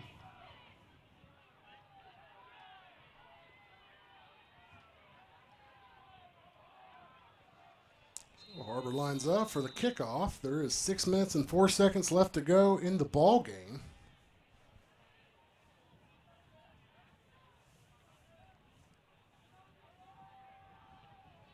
It's a low line drive laser beam out of the sideline. Yeah, it's going to go off the side. They're going to throw an illegal procedure penalty, and Northside's going to get pretty decent field position to start this drive. Not sure that's going to matter. Seems like the defense is the only ones putting points on the board. Yeah, right now the defense still trying to pitch that shutout. Most of the starters, it appears, have rolled out. And some more guys will get a chance to play on a rainy, cold Friday night. But 7A West Conference, though, that's unusual. So this is great playing time and great experience. It's always a good game when you get to get guys in there, especially some JV guys, some experience playing on Friday night.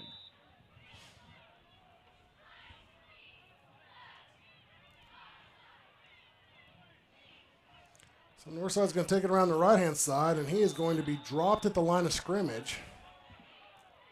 I think it's Brady Patrick in there on the tackle. Takes the running back to the ground hard. It's going to bring up 2nd down and 10.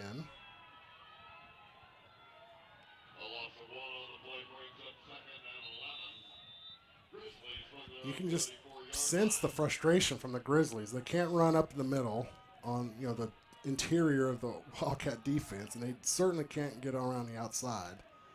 Yeah, and at this point in the game, especially if you're cold and standing on the sideline, all you're thinking about now is getting on a warm bus. Yeah, for sure. There's another loss. So that's going to bring up 3rd down and 11 for the Grizzlies. And, you know, I think it's worth mentioning they're having trouble gaining positive yardage on a second-team defense. That's true, and it's disappointing, but I don't think you can judge them as harshly being down as much as they are. They've kind of given up at this point, and it looks like they're just letting the clock roll down. We're at 4 minutes and 20 seconds now in the fourth quarter. Her offense, I don't believe, broke 100 total yards. Just a poor day for the offense, and the defense struggled to contain Har-Ber's rushing attack. And they're going to be dropped for about a 7-yard loss here. Rushing yards, or the total yards for the Grizzlies offense is 61 yards for the game. That's going to bring up 4th down and 16 for the Grizzlies.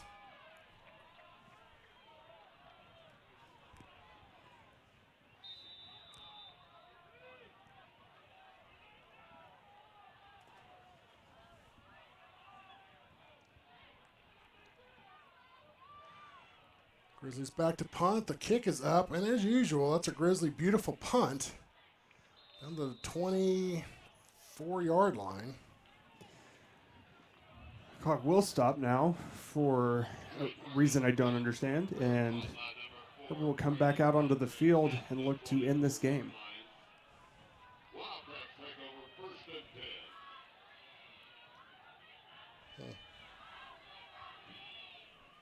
Doing the math in my head, 35 plus 7. It's not more than 48. And unless there's a mercy rule clock stoppage that I'm not aware of, it should be running currently. 1st and 10 for the Wildcats. Hennington back at shotgun. We got one setback, one split to the top and the bottom of your screen.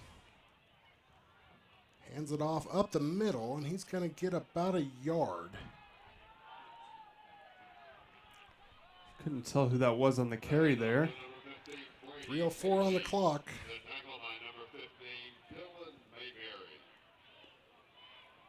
Clock now continuing to roll. 2 minutes and 53 seconds in the fourth quarter. Wildcats up 48-7. Hennington back at shotgun, same formation.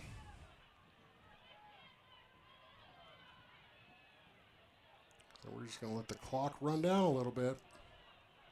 It's the smart thing to do here. You don't want any guys, even guys that you're looking to back up your starters, you don't want to get them hurt. They're going to be key players for you, and the worst thing ever is seeing season-ending injuries.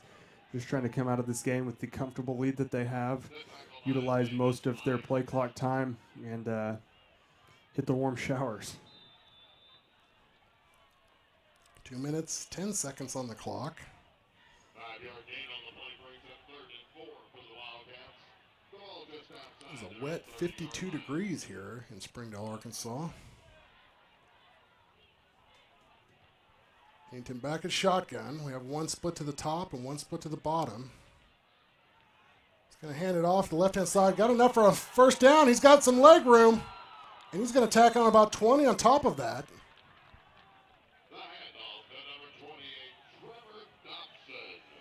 Trevor Dotson getting some yardage. Yeah, showing there aren't just two good backs at Har-Ber. They have an entire stable of them.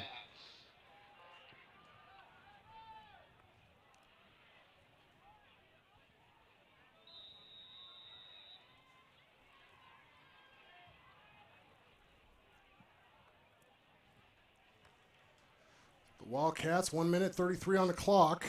Shotgun formation. Hennington letting the clock drain away. 1st and 10. And he's going to down the ball. That 1st down there, you probably won't see the Grizzlies take any timeouts. They're just as interested in getting out of here as the Wildcats are. We'll take knees until they have no more play clock left. Or game clock left.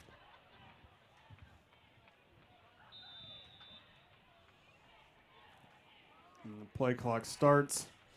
Game clock down under 55 seconds now. exactly what the Wildcats are going to do. And a great show of sportsmanship. There's just no need to add insult to injury here. Takes a knee with 38 seconds on the clock. Depending on when this ball is spotted, we might see one more knee here.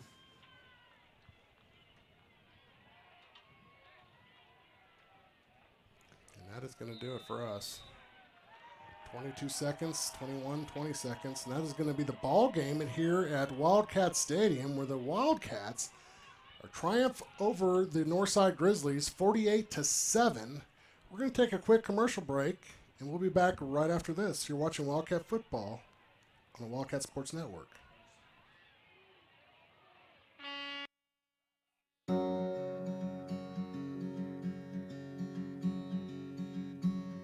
Hometown.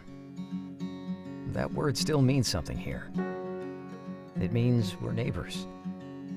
We do the right thing. We care about your family. And you deserve the very best every time you walk in the front door. Har-Ber's, hometown fresh.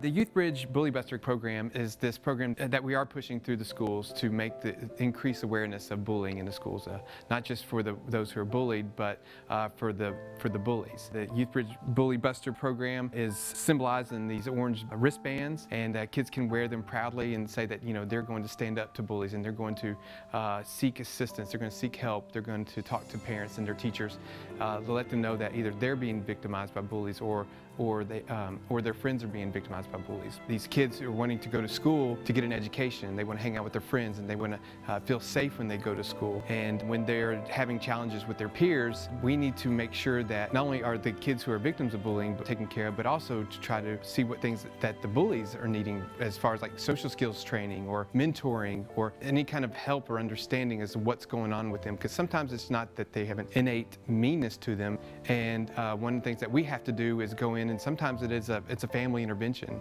and we can meet with the moms and the dads or the guardians or anybody else who's interacting with the kid who is having these challenging behaviors, and just put some things in place and to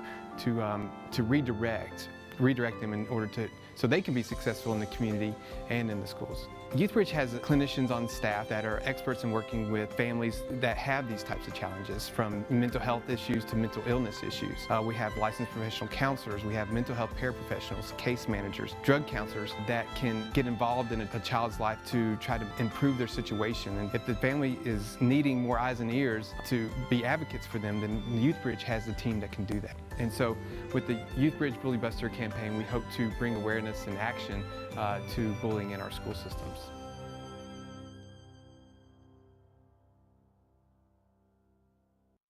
This is Jack. And this I am starving! is Jack's appetite. It's never satisfied. I'm hungry, hungry, hungry, hungry. Seriously, dude? What? Then Jack's mom started serving Tyson Anytizer snacks with all white meat and lots of protein. They're the only snacks that make Jack's appetite disappear. Tyson Anytizer snacks. Consider snacking solved. Welcome back.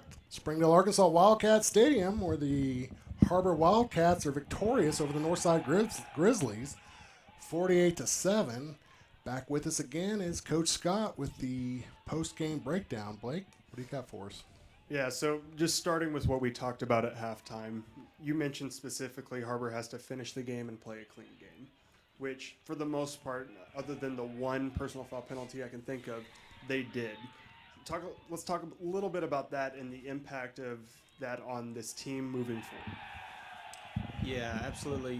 Tonight was a big night for Har-Ber. They wrapped up the, at least a share of the conference championship, and they've wrapped up the #1 seed in the West, which is going to allow them to have a first week bye and a home playoff game in the second round. So really, if you're Har-Ber, next week is a big game. You get to play for something. There's been a lot of good Har-Ber football teams in our history here, Blake. But you get to play for something that no Har-Ber football team has ever accomplished, and that is an outright conference championship, going undefeated through conference play.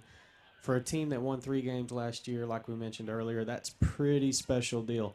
But big perspective, your eyes are now set on the state championship.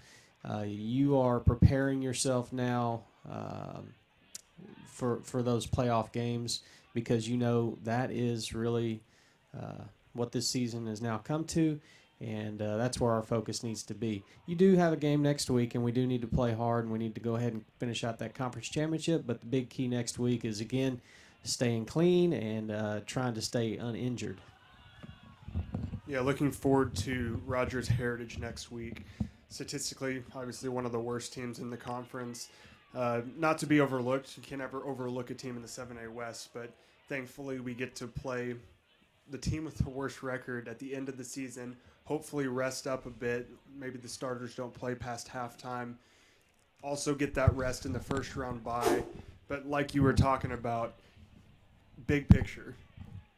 The whole deal for Har-Ber and what it's always been and what they tell these guys coming in is it's not about conference championships, it's about state championships. Yeah, absolutely. It is about state championship now. And, I want to say one thing. Earlier in the game, right there at the end of the fourth quarter, Coach Wood called a pass play to Trey Smith. And by no means was that running the score up. That's Trey Smith catching a touchdown on senior night when he has gone through 3 years of sacrifice, and definitely last year of having a tough year. That was a special moment, I know, for him catching a touchdown on his senior night. But absolutely, state championship is what their focus is on tonight. And that's what they're gonna practice and play for from this point forward. Trey Smith, a junior, but he's gonna catch a lot more touchdown passes next year.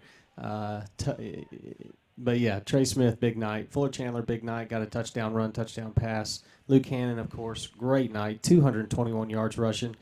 You don't want to say quiet night from Luke Hannon, but kind of quiet. But 221 yards is not quiet at all. So we might see a lot more of Nassau next week. He had 6 carries and 74 yards and a touchdown. So wouldn't surprise me at all to see him in the game more next week.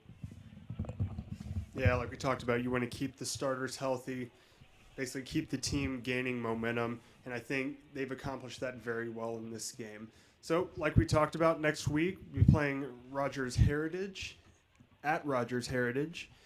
You've just seen Fort Smith Northside at Har-Ber High School's Wildcat Stadium, where Har-Ber took them down 48-7. So, thank you very much, Coach, for being in the booth with us today. Absolutely, thank you for having me. And we're going to throw it back to you to close up, Donald. We appreciate you watching. On behalf of Superintendent Dr. Jim Rollins and Athletic Director Wayne Stillick, I'm Donald Tucker. You've been watching Wildcat Football on the Wildcat Sports Network. We'll see you next Friday.